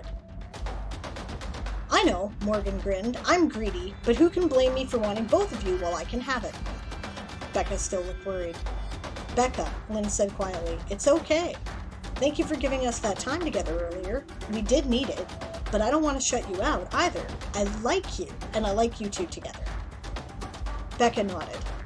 Morgan offered an arm, quietly extending it along the back of Becca's chair. It took Becca only a moment to relax into it, leaning against the other woman. With Becca on her right and Lynn's support on her left, Morgan was more than content to let the music wash over her. There was no discernible order in how the turn moved from one player to another, but somehow it worked. Some of the songs were beautiful and elegant, others were as ridiculous as the Xena piece on which they had entered. Singers with obvious professional training were commended as much as those who demonstrated more enthusiasm than skill. Legit. And that totally is what filking's like if you've never been to such a setting, right? And also, cons, if you haven't been to them, are good places for people with more, let's just say, unorthodox relationships, because it's traditionally been a part of the culture for forever, right? This also crosses into other nerd cultures like, you know, the Society for Creative Anachronism and, different types of cons and festivals, pagan festivals, right? There's always somebody who's going to make a comment, like Louise there, but most people are just going to be like, and, respect you in your own business. Because the truth is, most of us who are at these cons are fucking weirdos anyway, right? So we like to be accepting of other people who may have a little bit different view. Hey, Secondhand, thanks for coming to do the boost. Yes, you did miss it, but I appreciate you coming.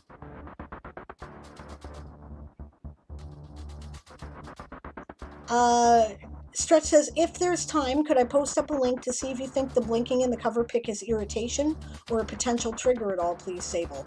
Yeah, go right ahead, and I will totally look at it as soon as I get the chance, but I'm almost done the story, so I'm sure there will be time. Thank you for the hail hydrate there, Delian, much appreciated. Anasaze says, once people start thinking critically about one aspect of society, they often don't stop. Legitimate. Totally true, right? Present company, again, not excluded, right? So, a woman with a banjo saying about the most macabre kitchen. Oh, I can't wait. Oh, I know this song. Okay, yeah, I have newt and tail of adder, flame broiled on a Jacob's ladder. I bring my stews to a rolling boil in a saucepan on a Tesla coil. Yes! Morgan could feel Lynn tapping their foot in time with the song and just shook her head. This really was exactly their flavor of madness. My Bunsen burner's gentle rays warm my goat's blood hollandaise. When I'm in a rush, I look in. Lovecraft's Guide to Microwave Cooking. That's fantastic. Yes, I like that song. It's good. Ding, dingy thing. Oh, hello, Bren. Thank you very much for the host. Much appreciated and welcome. Bunny Bombers! Bunny Bombers always welcome in the House Lappin' stronghold, for sure. Awesome. To the chatters and lurkers, beware. Both mighty and meek, beware and prepare, for your future looks bleak, says the Pine Lord. Welcome, gang. Awesome. Good to see you all. That is great. Damn emote spam. I love it. Hi, Bren. How are you? How'd your stream go? Hey, Doug. Good to see you. Awesome, guys. We are in the process of doing a read-through and developmental commentary for Angsthase's piece, which is a sequel to her previous story. So, doing well. Got some good work done. Excellent. That's great. Always glad to hear that. Cool. That's awesome. Great to see you. Yeah. Let's see, I miss anybody? Some new people here to the channel I don't think I've seen before. Hi, Septics. Welcome. Excellent. I love the bunny bombers. I think they're great. Are the bunnies being bombed or doing the bombing, says Delian. Both in this case.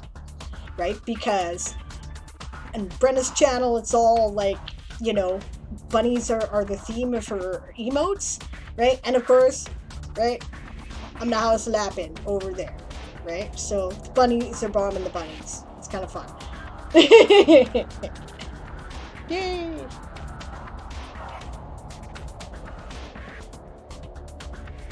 My previous story is a book. Yes. So not eligible for channel point editing. Took me a while to find something more suitable. I hear you. I don't do a lot of short fiction either, so...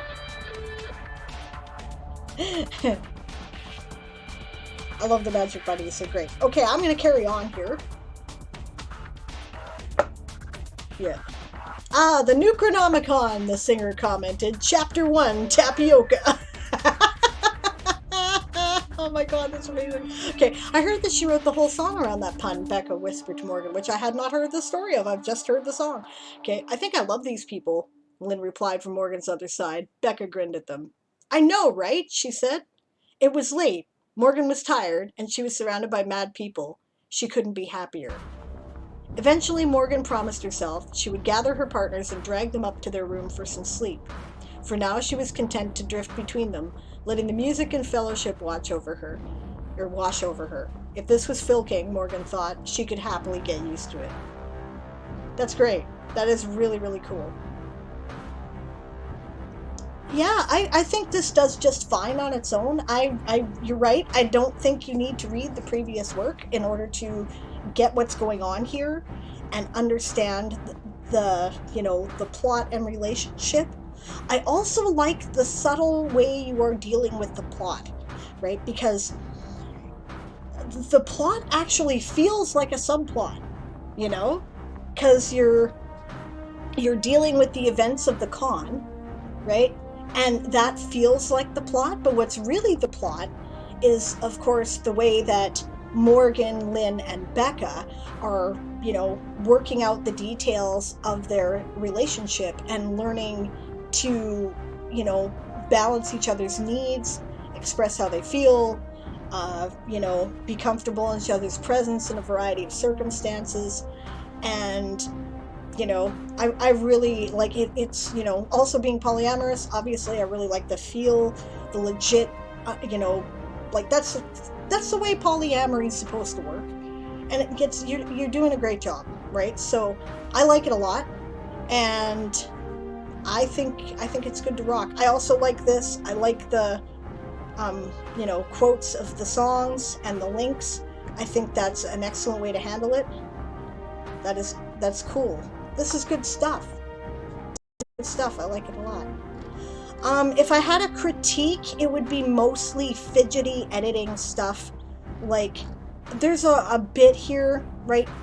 Maybe now that you've heard me read it back aloud, you can feel it too. There's a lot of, she said, they said, she said, whatever, right? And it's kind of, it's a little bit repetitious in some places. That's the only real critique I'd have, right? And I know you'll probably get that on your edit because you usually do. And, so try to replace that with a little bit more body language would be my suggestion, but otherwise it's good to go. It's great. I like it a lot.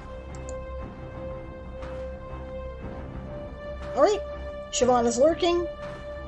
That's excellent. See you later, Siobhan. And yeah, I agree, it's excellent. And Bren is lurking too. Have an awesome rest of your stream. Thank you very much. I appreciate it, and by all means, lurk away. I don't mind at all if people have to raid and run. It's, often I have to do the same, so it's all good. Hase says, relationships are hard. Yes, they are. Yeah, and I'm glad my treatment of polyamory comes across as respectful. Yeah, it really does. I think other polyamorous people will really appreciate it too. So. Oh, and a link for Siobhan. Oh ho! Alright, I'm gonna take a look at this too, if you don't mind. Let's check it out.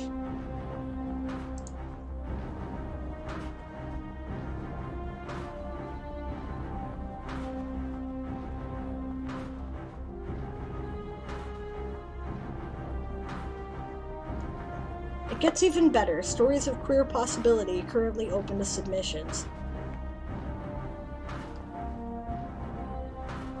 Upper limit of 15,000 words. Deadline February 27th at 9 p.m. Pacific. I hear a dingy thing. Oh, thank you for the follow, Mishiria, and welcome to the channel. Good to see you. Yeah, Wednesday is kind of the day where, it's open to people asking writing questions, and if not, we do work on writing. Tomorrow is Diane Actually Writes, which starts at the same time, 1 p.m. Pacific, 9 p.m. GMT, right? And, no, it's later, sorry. 2 p.m. Pacific, 10 p.m. GMT, where I do timed writing sprints with 5-minute breaks, 15-minute sprints. Right? And on Sunday, I do a world building program. Sable's World Forge starts at 1 p.m. Pacific, 9 p.m. GMT, and I mostly use World Anvil software and do work and talk about world building. So, yeah. James says, if House Lappin is damaged, Ruby return, and we have been abandoned for 5 months, what can happen civilly? I've noted in my Game of Thrones story people are worried about their taxes. Ha! Okay, we'll address that on the sprint, or at the end of the sprint timer here, because I kind of want to look at this for the next minute or two. Right? Most acceptances likely to be under 7,000 words, no minimum, usual. 8 cents a word is pro rate. Do not submit an original story anywhere else while considering, so no simultaneous submissions. May submit up to 3 stories at once though, so multiple submissions are fine. They will consider reprints, so that's cool, and audio rights must be available. Identity statements, we do not require or expect authors to disclose their identities, and if authors do not choose to share their identities, we will not disclose that information. That's kind of nice. Encourage new authors, yep. Speculative stories about positive queer possibility, and that's the sprint, written in English, which do not use intellectual property currently under copyright by someone other than the author, yep. Okay, stories may feature near future social and political change, far future imagining of new societies, alternate universes with completely different systems of gender and relationships, alternate histories proposing better outcomes for true events of the past, creative explorations of queer identity, any kind of speculative fiction that posits queer affirmation and joy. Nice. Welcome all kinds of queer identities. Your characters may choose not to embrace the term queer or other identity labels for themselves, but please submit to us only if you are comfortable with queer being used to describe your story.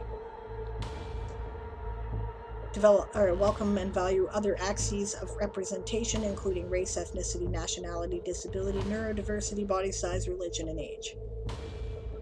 Cool. Unlikely to accept stories featuring major character death, graphic abuse or violence, hate speech, or sexual assault. Profanity and explicit consensual sex are fine.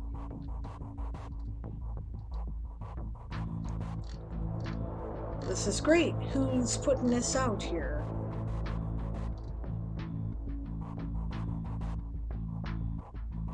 There's a publisher's website. Thanks for the tip there, Angstase. I might try to write something for this too if I get time.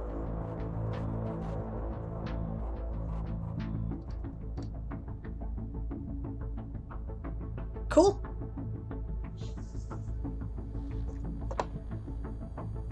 Awesome. All right. Okay, now on the break timer to answer a question. Where were we here? Yes. What might happen civilly? People are worried about their taxes. Well,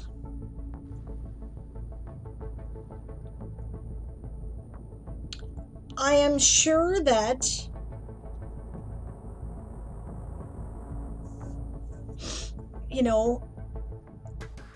House Lappin is not about to go oust people from their homes if they are incapable of paying their taxes.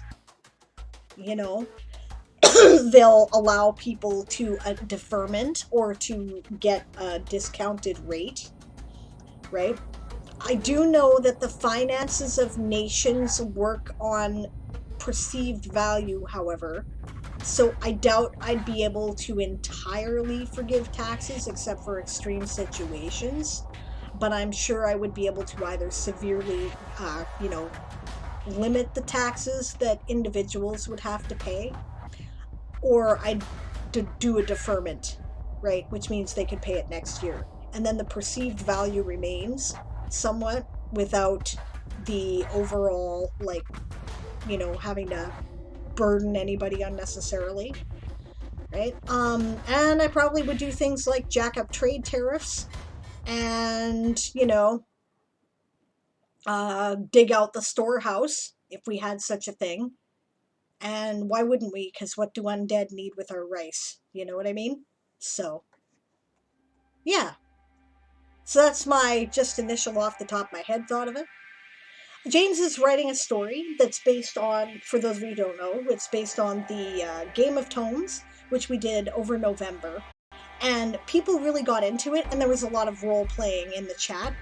As the leader of House Lappin, James joined my house, and he has written a whole story around what his character was doing and the world of Game of Tomes, if it actually existed. And so he's kind of looking for direction about what I would do if I were in charge, because in his story, I'm in charge. So I'm thinking about what I would do, right? I mean, I would give forgivenesses on taxes if people were really screwed. Like, if you come home and your house is burnt down and your fields are burnt, you know, your cow is gone, you're not going to be able to pay taxes. And for me to impose taxes would just burden the economy, right? Because you'd be struggling in desperate debt. Why not give you an opportunity to get on your feet? Maybe I even have some seed corn stored somewhere that I can give out to people who are in a dangerous situation. I mean, it's a semi-medieval economy, so, you know, the resources that are available to us in the modern economy may not be available in the Game of Tomes world, but you know, whatever available resources I had, I would provide to people in that situation, right? That's where you know, and when you're fucked like that, that's when you bankrupt the treasury if you have to, right? You give the money out where it needs to go, right? You would tax the wealthy more severely, right? And give, you know, relief benefits to people who are smaller and really screwed, right? And you know, then that keeps your economy afloat, right? As we've seen, you know, by comparative strategies in these COVID times, right? So, writing peacetime, the time after season 1 and before season 2. Awesome. Lappin, 116 words, peacetime. Day 914, a building surveyed. Oh God. Poor Moon. I think the dude who keeps typoing his number to mine gave my number to a freaking hospital.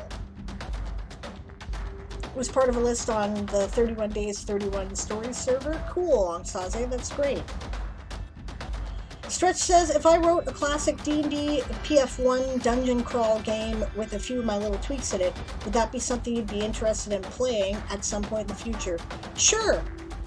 Dungeon crawls are fine for one-shots. I don't mind that. Is Game of Tomes roleplay aspects set on Earth or in a fantasy world? It's got to be its own world because time passes differently there. We discussed this, right? Time passes there, and it's anachronistic. It has elements of both the Middle Ages and the modern century, and they somehow coexist. Plus, obviously, words are magic in that world, right? Plus, there's zombies, so you know. Yeah, and that's a good point. Ansaze says, do you have enough in the coffers to pay for infrastructure repairs without raising taxes? And that's a good question. That's kind of up to James and his story, because I don't know, right? It depends on what the undead did with things while we had to abandon the house, right? When we came back, if the undead didn't dig into our, you know, our storehouses and coffers, then they're still there, and that's when you give it out. That's what it's for, right? If, you know, if we didn't, then I will try to not raise taxes on little people. I will raise taxes on bigger people, right? And I will tariff the shit out of, you know, merchants, right? So, you know, yeah. Uh-oh, Weirdowin's going to scrub her brain because something was out of context. Hey, Anya, good to see you. How are you? Oh, that's awesome. Princess Anastasia is here. We're actually old friends from Medieval Reenactment. We were in the SCA together, and I haven't seen her in a long time. How are you doing? Translation: Diane is a proponent of serve. Yes, I am. Right. Also, the New Deal saved the United States economically. Right, back in the day. Right. It's, you know, that's what you have coffers for, is so that you can repair things in emergencies. Yeah. Yeah. At least I think it's the same one that I know from the SEA.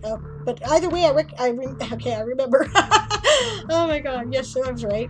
Getting back into Forum RP. Nice. Sable advises me she's even changed the ending. Yeah, I do wonder what is going to happen for Game of Thrones next year. Different. Oh, okay. Okay, you're the Game of Thrones writer. Okay. Okay, cool. I'm really glad to see you, actually. How are you? That's great.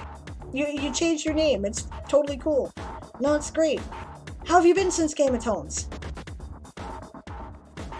And here I am yapping away, and you know what I should be doing? Is taking one more break. Except I don't really have time now, because it's like 3:30, isn't it? So I'll tell you what I'm going to do. I'm going to mute my mic, and I'm going to run out and take another bio break, I guess, and then I will get back to work in a minute. Is it legitimate to resubmit the same story later for more points, says Angstaze. Sure. Actually, you haven't even entirely used up the points you've had yet. I think that that took about half an hour. So you can get the other half hour anytime without having to submit more points. So no problem. Also, remember, you're meant to review a blinking cover image. I was, too. Did you post that yet there, DM Stretch?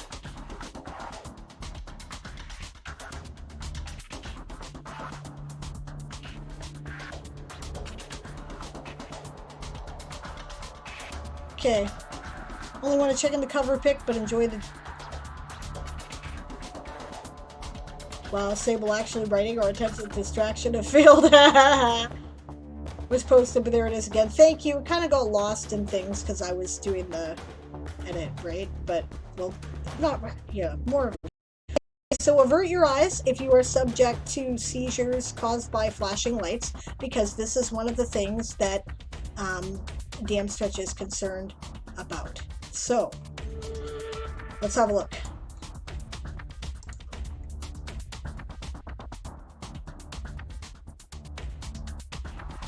And I will tell you when the coast is clear.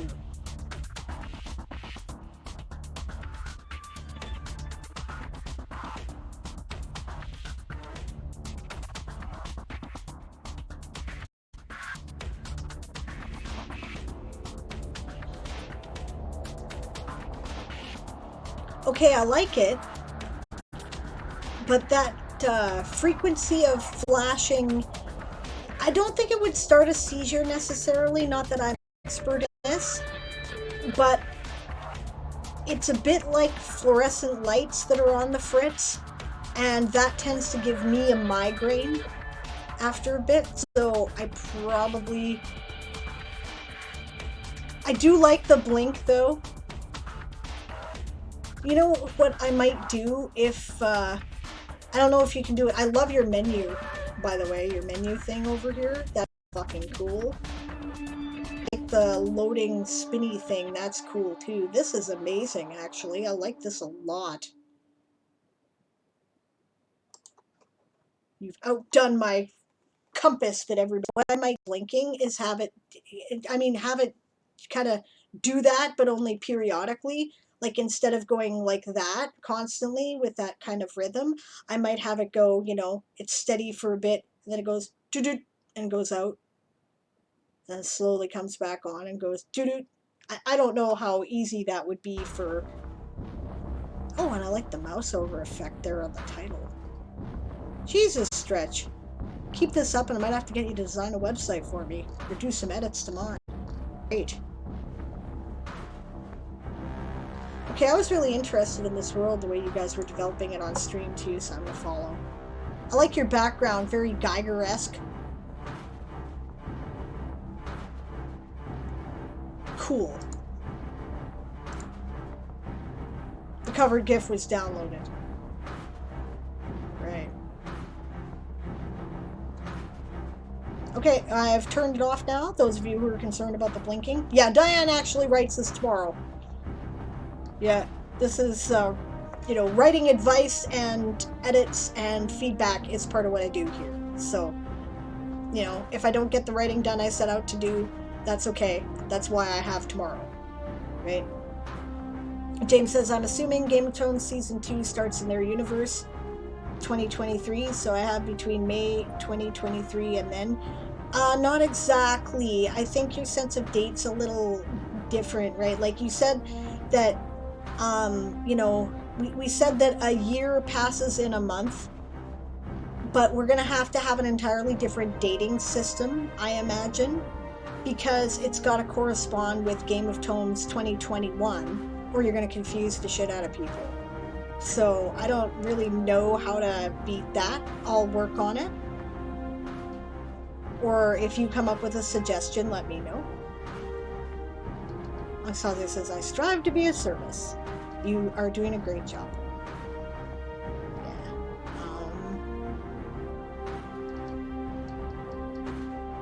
Yeah, okay. Headache inducing for me, says Anya, but no seizures, which is legit. Yeah, Weirdwind says instant headache for me, though it went away when I closed it. My eyes still hurt though. Okay, yeah, that's what, yeah, okay. Stretch says, yeah, that's what I was checking for. Right, yeah, that's what I was checking for. I might change that. Yeah, that's very cool. Weirdwind points out, if I saw that page in the wild though, I'd never return. Yeah, cover GIF was downloaded. Ansaze points out, you can open up a GIF in GIMP and save as a ping to kill the animation. Go do my bio break. I don't have time now. Really. Okay, you know what? I will do a quick bio break at the end of the sprint. That's what I will do here, the sprint that I am currently yapping through.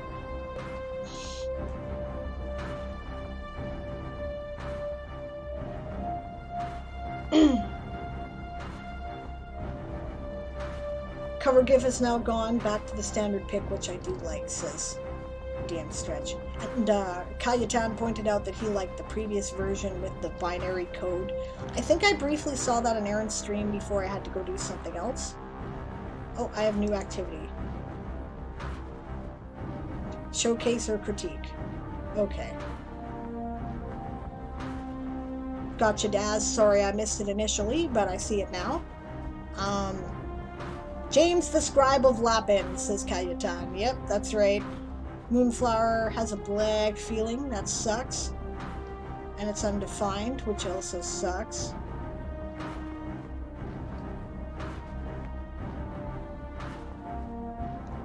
Okay, I'm going to look at your Arachnia site again, now that you've changed the cover picture.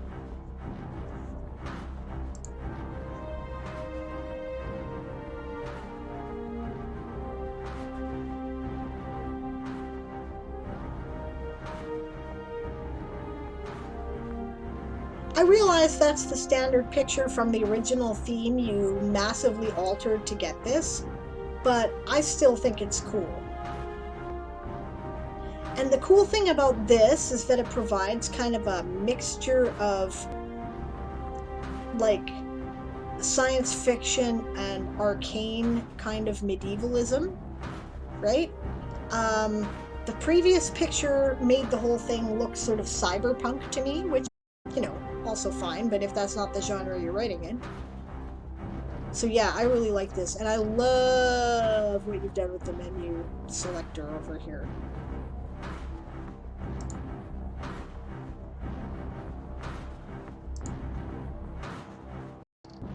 Alright. So, Blackstone. I'll fire it up. 17 minutes ago. Jesus Christ, I'm sorry, I missed it. Check the tooltips. Oh, okay. Alright, first I'm going to put up Daz's article here. And then I'm going to go back to Stretch's page. There it is.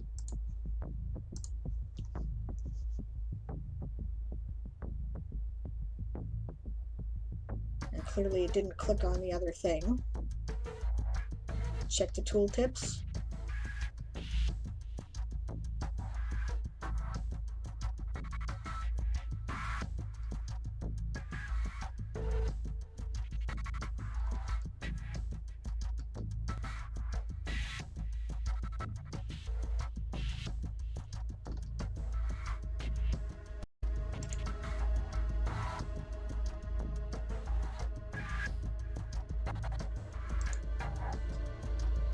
Okay, tooltips that have to be in the timeline, right? Because I don't see any just on the page there. And for some reason it didn't load Dad's article, so I'm going back in the chat to get it again.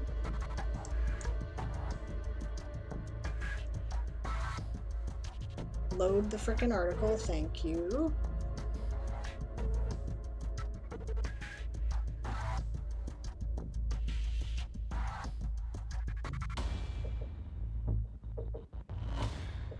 Aha! This is the one with the paragraph that you started working on. Okay. I don't know where to look for the tooltips there, Stretch. I don't know what you're talking about.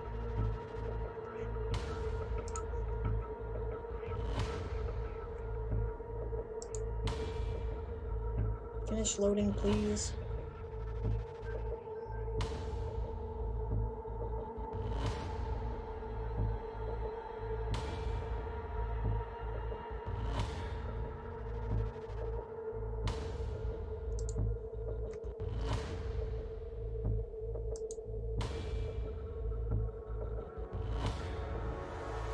Oh, and World Meta.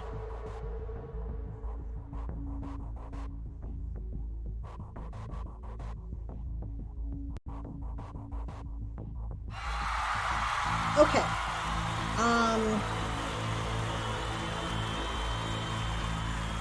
James says 30th November to 1st November.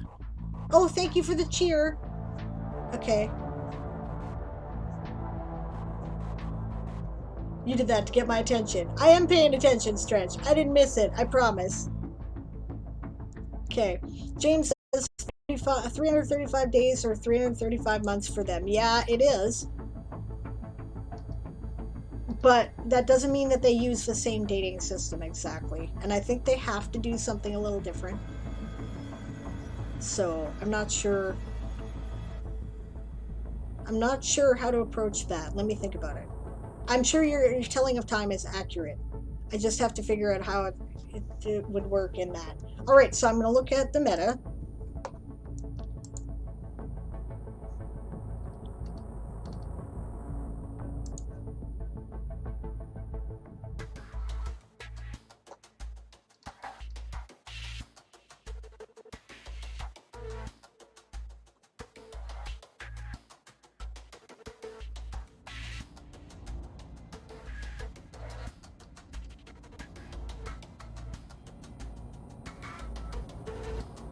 Oh, that's really well done.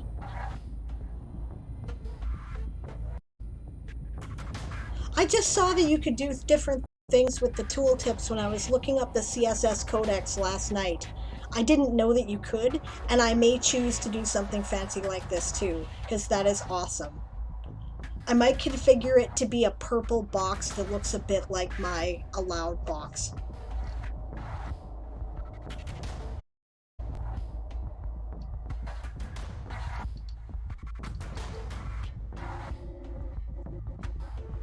Really cool, Stretch. I like that a lot.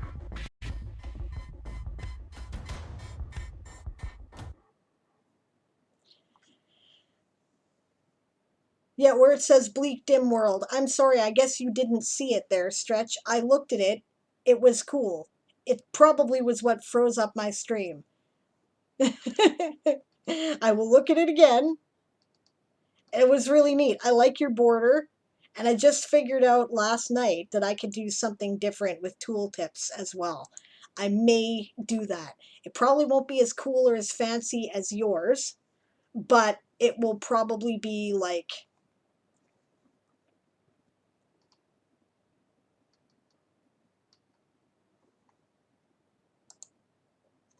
you know, like I might do it like a purple gradient, like, you know, something like my allowed box, only purple. Yeah. There it is.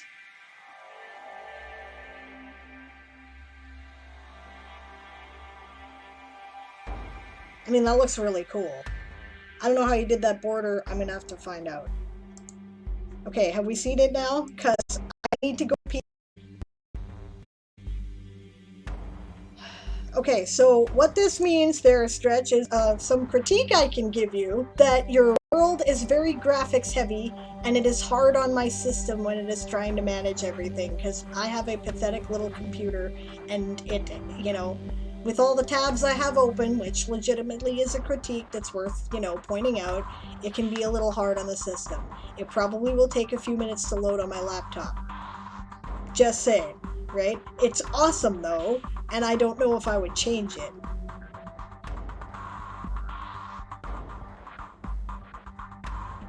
Okay. Yeah, I wanted the effect of a futuristic handheld tablet with the tooltips. It certainly did a good job. That's what it looks like to me. Looks like, looks great. I might have to figure out how you did that, because that's neat. Okay, I am now shutting down this page. I hope we have all seen it now. And I really kind of have to pee, so I am going to go do that. Then I'm going to do one more sprint, I think, and then I am going to review Daz's article, so I'm going to be a little late, okay? Like, I'm going to join in the sprint to the break, but I cannot wait. I have to go. So I will see you in a minute, guys. Sorry about the delay.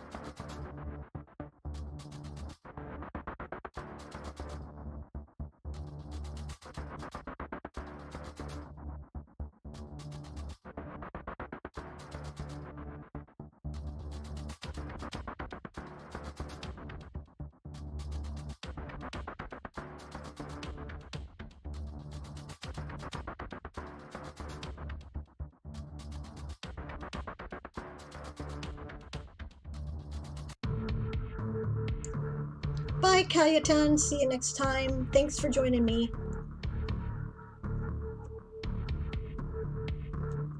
I am back and working in the background. You're on your own this month about the feature requests there, Stretch. Remind me next month maybe, but, I have an issue that I have to deal with this month. Namely, we need some way to organize the order of images in a carousel without having to re-upload the whole goddamn thing.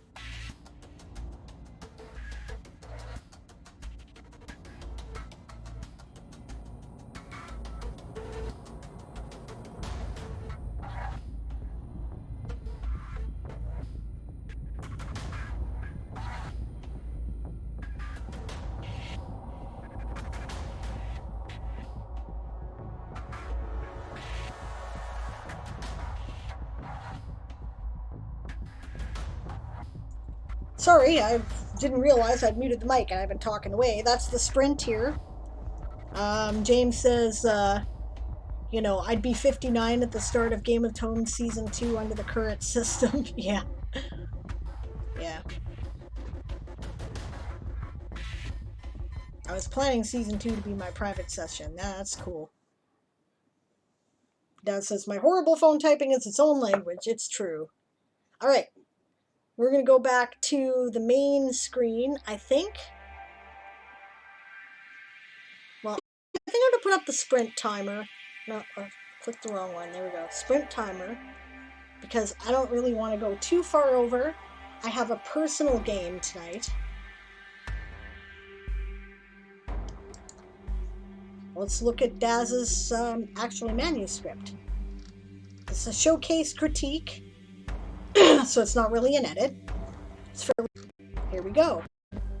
Chapter 1. We don't have a name for this manuscript. Blackstone. Okay. Blackstone, Chapter 1. The darkness cloaked Fox while he looked through the glow from the 2 lamplit poles burning outside the swinging doors into Craig Jumper's alehouse.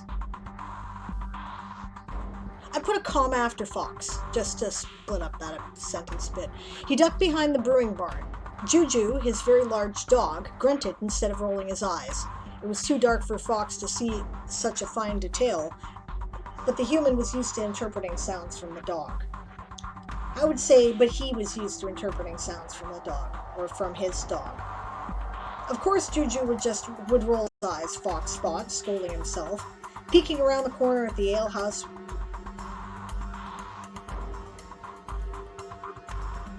I never thought about this when I saw the paragraph initially, but you could always have the lamplight glint off of his rolled eyes.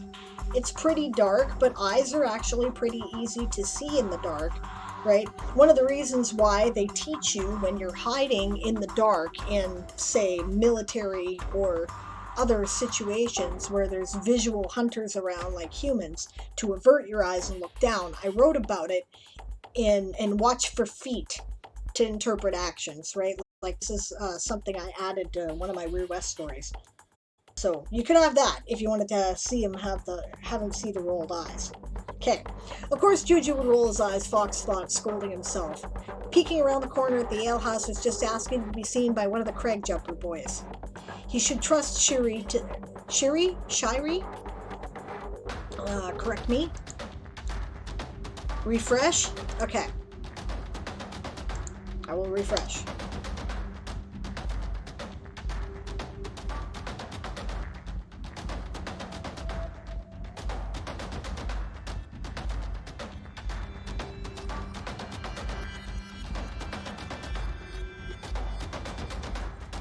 Yeah, okay. Perfect.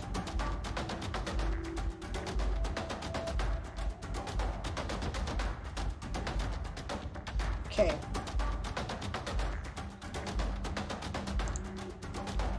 Shiri. Okay. He should trust Shiri to sneak out on her own, as she always did. Fox looked at the slowly rising moon. She was late. Had she been caught this time? Was her last chore of scrubbing the kitchen after serving supper more grueling than usual? The long warbling call of a river lion interrupted his doubts. Worrying was not helping. Fox huffed out a breath and leaned against the barn. He just had to wait. Him, Juju, and the lonely river lion. I like that. That's well put. Juju grunted out a short growl and turned his head to the other corner of the barn wall. The large dog stood up, stretched, and yawned. By the time Juju gave himself a shake, a figure in pants walked around the corner in silence. Fox straightened as the figure sashayed over to him. I would put over in there. He liked her in her brother's clothes as much as dresses. That's kind of cool. Yeah. Let me know who you might want to raid, guys, while we're doing this, because we'll be raiding as soon as we're done. I could have killed you, Fox, Shiri scolded him in a whisper. I could have been one of the hand. Juju knew it was you before you ever made it around the corner, Fox whispered back. Comma there if you're going to have Fox whispered back, right, before the quotation marks. He moved to kiss her. Shirey grabbed his elbow and started tugging him away from the brewing barn. Let's get going, Shirey insisted. Another comma. There. Let's get going, comma. Quotation mark, Shirey insisted. I think my Weasley little brother saw me. Juju snorted again and looked back at the two humans before heading down the dark street. Fawkes tucked Shirey's hand more properly into his elbow and escorted her after Juju. With the large dog leading the way, getting about town unnoticed was easy. Would he do that? She's dressed up in her brother's clothes to try to masquerade being around at night. Would he then be showing how to walk properly with a lady? Is it just the family that she was trying to hide from? Or is it the fact that she's a girl out at night? Right? Busy night, Shirey? Fawkes asked, comma, then frowned, probably comma again, as she peered hard through the darkness behind them. There was only the dim flickering of light in one window. You're sure that he saw you? No, but maybe? Fawkes snorted a laugh at her confident uncertainty. I like that, confident uncertainty, that's cool. But said no more as they followed Juju, who turned onto another dark street. Are we actually going to heist some brandy tonight? Shirey asked. I'm in the mood for some really good brandy. Depends on what they're up to tonight. It's blackberry brandy, and I know the easiest way in without being seen, even if they are up to something. Fine, Fawkes agreed. They had to eventually go in anyways.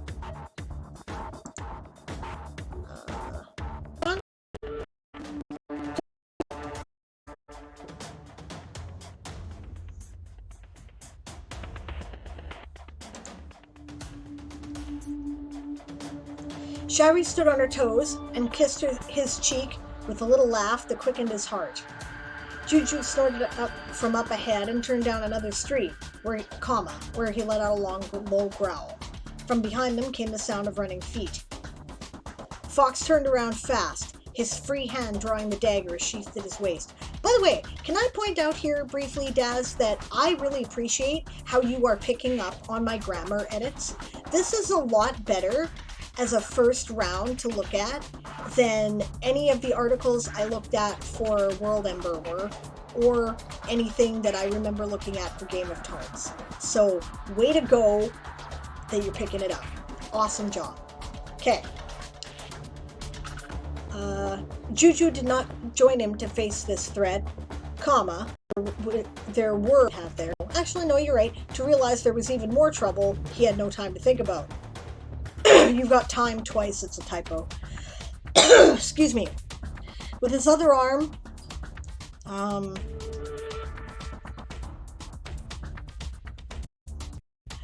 that Shirey was holding on to, Fawkes pushed her behind him. Let me see, I might say that as,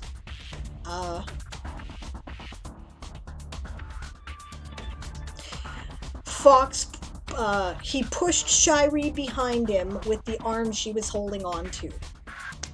Or tried to. She set her feet and pushed back, staring at the lone figure no taller than her running up to them. Timmy, she snapped. Go home. This should be part of this sentence, so delete one of the spaces and a small S on the she. Unless you're going to have Timmy. Then she snapped. Go home. Right? That's what that says. Right? But if she's like, Timmy, go home. Then she snapped should be part of how she said what she said. If you see what I mean. So it should be part of that sentence. Same here, by the way. No! The boy argued back and began to wedge himself between Shirey and Fawkes. Right? If no was the extent of his arguing, then the single space, small t, because it's part of the same sentence. No, the boy argued back and began to wedge himself between Shirey and Fawkes. Right? Or if he's doing more arguing, right? Only if he's doing more arguing after saying no should you express it like this as a separate sentence. I hope that makes sense, right? It's a difficult concept to explain. Oh, and Geeks Anonymous is on the New World Anvil stream.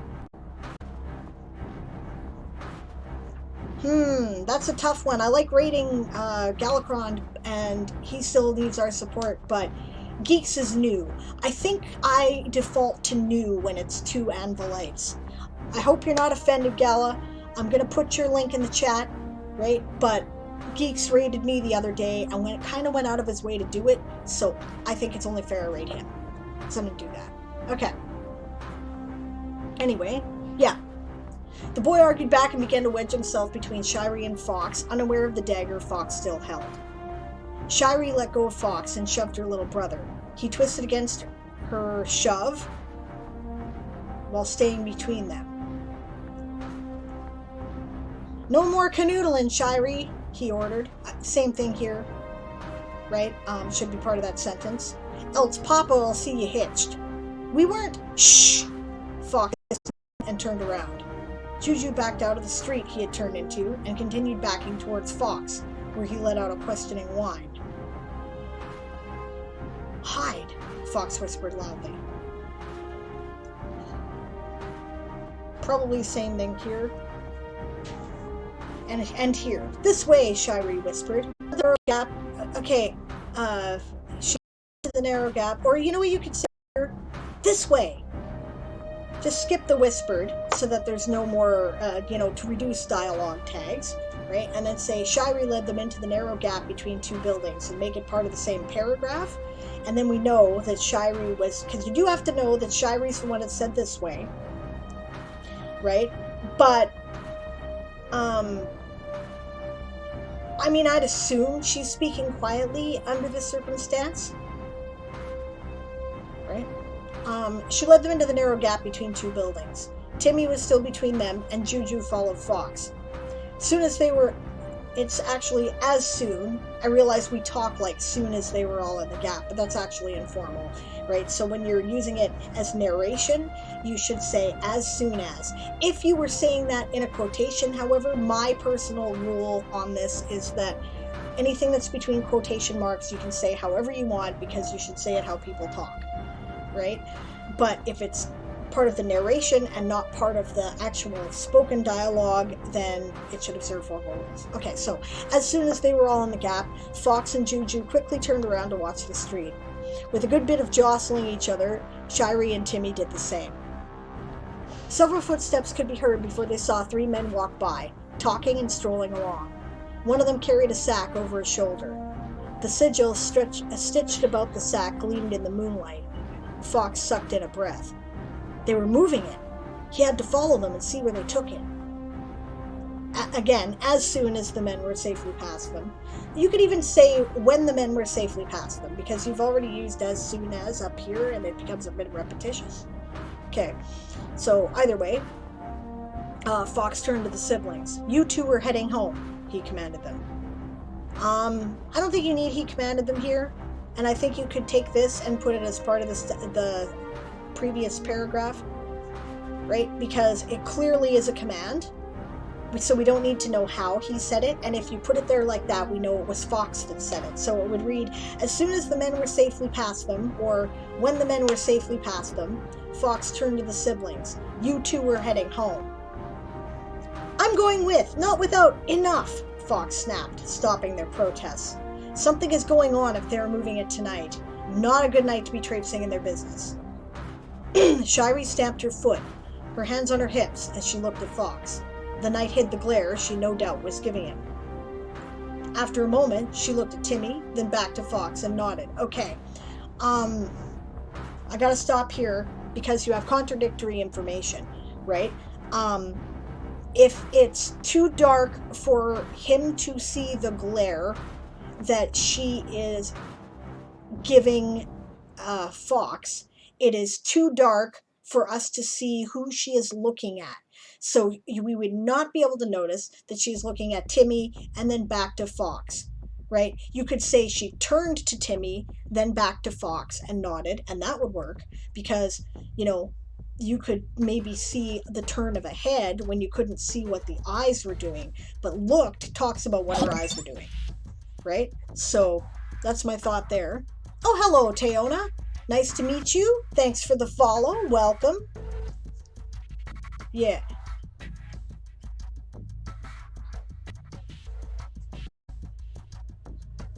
Sorry, don't be sorry. This is why you get these things read, is so that you can catch on to things like that. Sometimes it's really hard to get that when you're reading it to yourself, right? But when other people read it, they can point these things out. This is part of the purpose of editors and beta readers. It's what they're for, right? So, no, that's cool, right? Why are there so many exclamation points in the story? Because people are exclaiming, and yeah, I realize that the fashion is not to do that, but that's not really where we're at this moment in time. And, you know, I write with a lot of exclamation points too, because my characters have feelings, right? So I'm not judging that. But yes, to be fair, if you were submitting it under professional editing standards, that would not be something they would want. One moment here.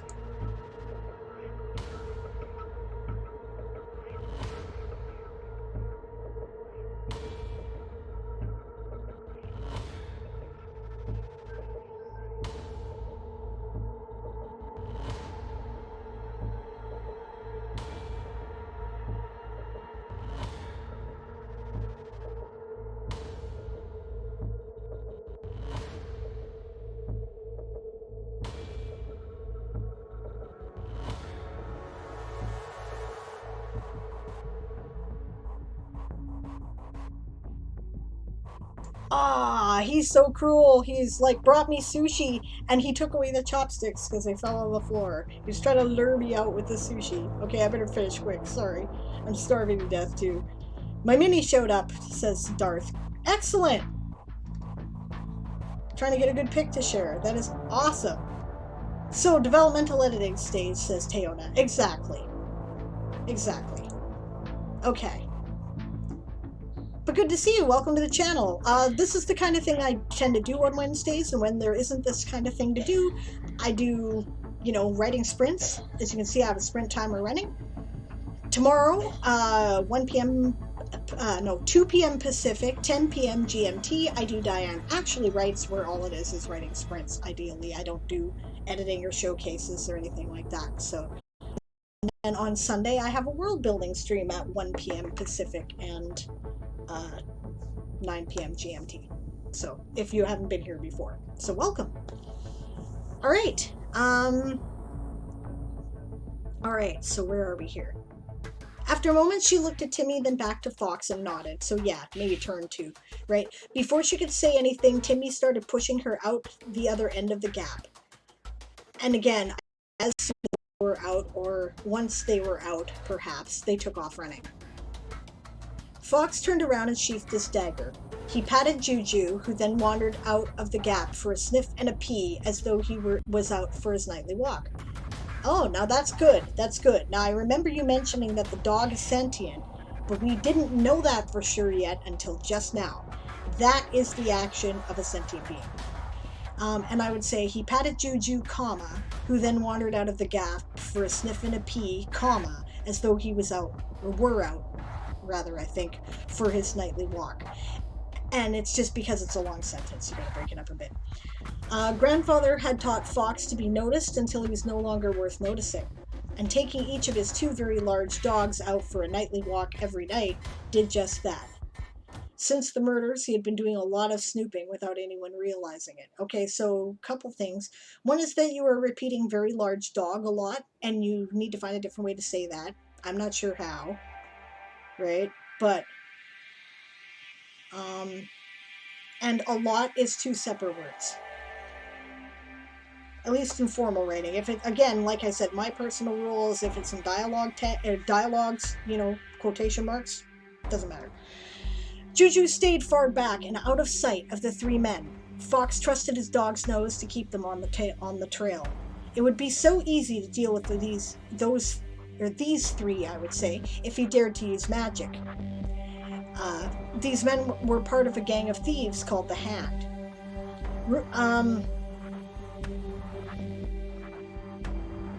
You've already mentioned someone could be part of the Hand earlier. There's nothing wrong, per se, with mentioning these men were part of a gang of thieves called the Hand.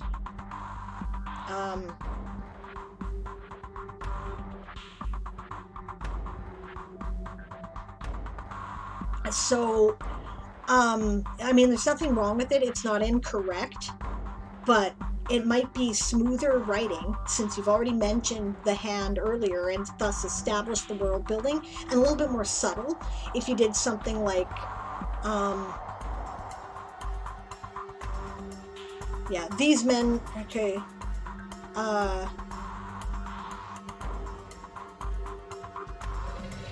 these men were part of the hand, or, yeah, these men were obviously part of the hand, or clearly part of the hand. Rumor was that gang of thieves paid off the town guard. What rumor never dared to even whisper about was that the hand was in with at least one wizard. A wizard had, yeah. I would start this too in a different paragraph, however you rephrase. These men were part of a gang of thieves called the Hand. This piece of information is separate from the other idea about it would be so easy to deal with those three if you dared to use magic. Okay, we know he's got magic now. That was the important information there, right? And then moving on to what the Hand is about, right? And this wizard. Okay, so a wizard had attacked the Blackstone Inn with mage fire, instantly burning to death everyone at the placards table. Including Fox's grandfather. During the scrambling of the bucket brigades to keep the whole inn from burning down, thieves robbed the upper rooms. No one committed crimes in Blackstone without the consent of the Hand. When no bodies were found dead in the streets as examples, no one doubted the Hand was behind it all. Interesting. Okay, so now we know who the bad guys are. Juju turned down a rutted alleyway made for deliveries, and Fox barely noticed as he was lost in spots. Again, you don't have to, it's an Oxford-type comma, but you could put a comma there if you wanted to break up the sentence a bit after deliveries. With his snooping, he had learned that the only way to steal Grandfather's book was to kill him, breaking his bond to it. Grandfather's book was in that sack with the gleaming sigils, and he intended to rescue it. Comma after sigils. Also, aside from the fact that it's the Oxford comma, which I like, and it breaks up the sentence, it will give a dramatic pause there. Fox tripped over a wagon track. He stumbled a few steps before regaining his balance. Damnation, he swore. Same thing here, right? Unless he swore after saying damnation, it should be part of the same sentence, right? Earning himself a shake of the head and a snort from Juju. Huffing out a breath, Fox kept on following the large dog, but kept his attention on the whereabouts rather than his thoughts. On his whereabouts rather than his thoughts. And you've got in there, and I'm sure that's a typo between than and his. So we know it's a large dog. I know what they are because I remember your article, but the reader doesn't know yet. Maybe rather than saying large dog, you should start to put in, things like, because they're almost the size of a pony, as I recall, right? So, Juju's large shoulders barely fit, or Juju's shoulders barely fit between the trash and stuff like that, right? To give us a sense of how large. Right? A short while later, Juju turned onto the street that led right to the docks, comma, but turned onto another street short of the docks. Well, no, wait a minute, hold on.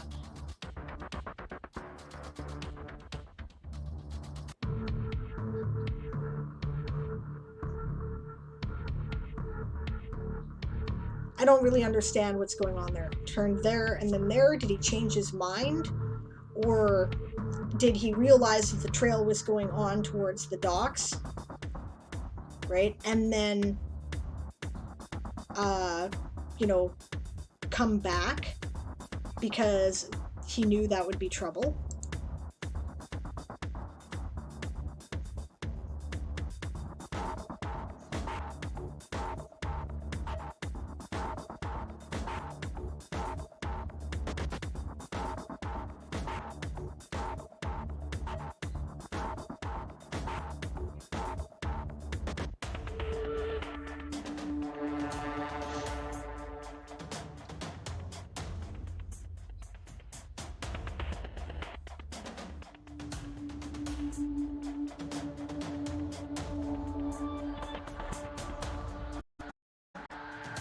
I might look really hard into this dude, Moonflower. It sounds like it might be identity theft, or an attempt to.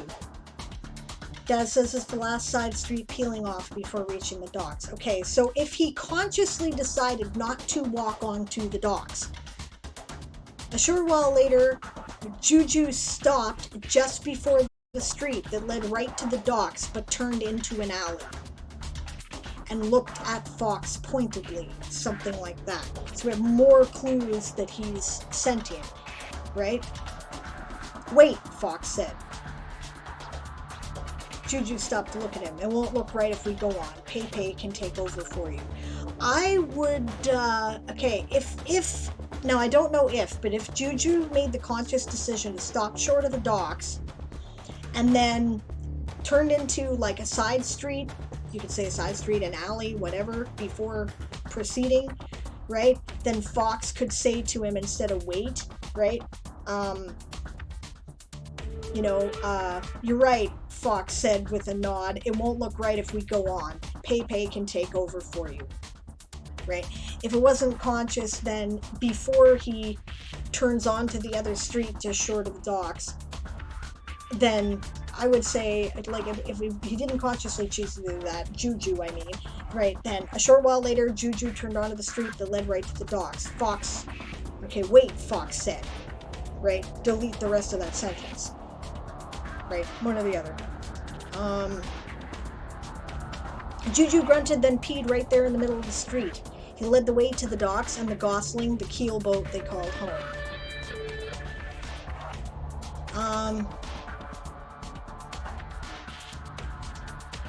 He stopped at the docks and then he went somewhere else on the docks. That's confusing. He led the way instead to the pier moored, the keel boat they called home. Something like that. A single lantern turned low, hung next to the cabin door of the Gosling. Next to the Gosling's cabin door, run smoother, providing, and you have an extra N in providing, light beneath the canopy canvas stretched from the cabin to the mast. Chewing a bone as he lay on a blanket under the canopy, there was another large dog.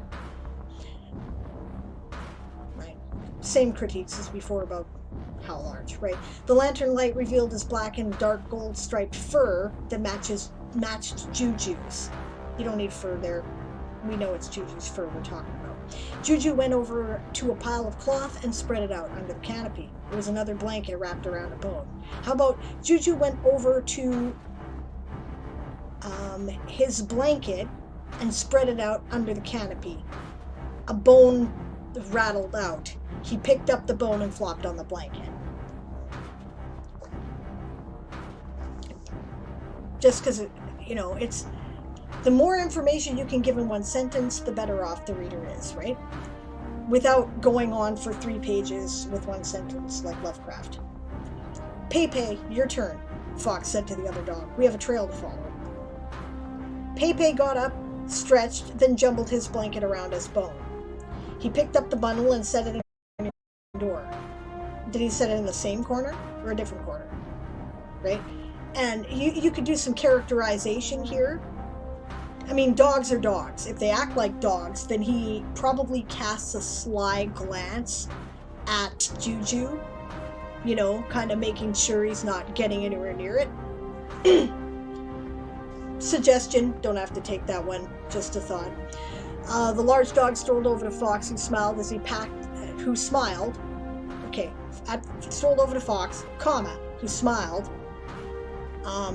as he patted the broad, massive head. It's either broad or massive, because both can be true, but A, it sounds a bit redundant, and B, that's too many adjectives. So pick the one you like best. As he patted I like massive, I'll go with that myself, the massive head with its wrinkled brow. That way you're not repeating head, right? Pei jumped to the dock with Fox right behind. The dog did not wait for Fox to tell him where to go. He simply dropped his nose to the dock, sniffed about for a moment, then confidently moved down towards the street. We assume he's walking on the dock, so you can delete the dog. Pei turned down the same street Juju had. He sniffed about for another moment, then peed in the very same Juju had peed. You don't have to say that Fox thought Juju had peed there. We know roughly it's the same area. Rolling his eyes at the ways of dogs. Aha, so I was right about the dog behavior. So, yeah, maybe he did cast him a, glare about don't touch my bone, right? Fox followed Pepe, certain the large dog was now trailing the three men. As Juju had done, Pepe seemed to be, you need be there, out for his nightly walk. It's off to a good start. I'm interested in the story. There's elements of humor. I'm amused by the ways of dogs. Even sentient dogs act like dogs. That's awesome.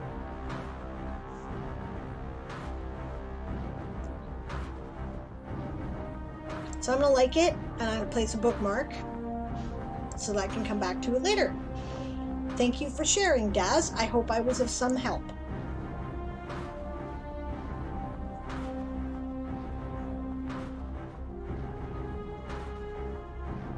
So one page is fine, says Weirdwin.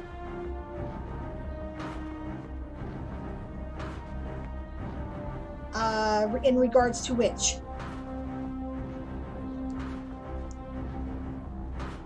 Okay.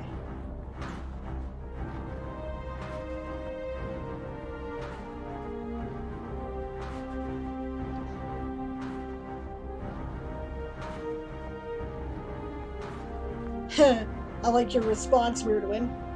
Yeah, go ahead and shut off my service for the month. I'd love to know how he got that too there, DM Stretch. Good question. The flickering green screen effect for Hazal got flickering green screen for his parallel world. Why don't you ask him? He's pretty helpful. Yeah, when you said a long sentence but not 3 or 4 pages, says Weirdwin. Yeah, well, you know what I meant. Okay, guys, thanks so much for joining me today. I really have to get raiding now.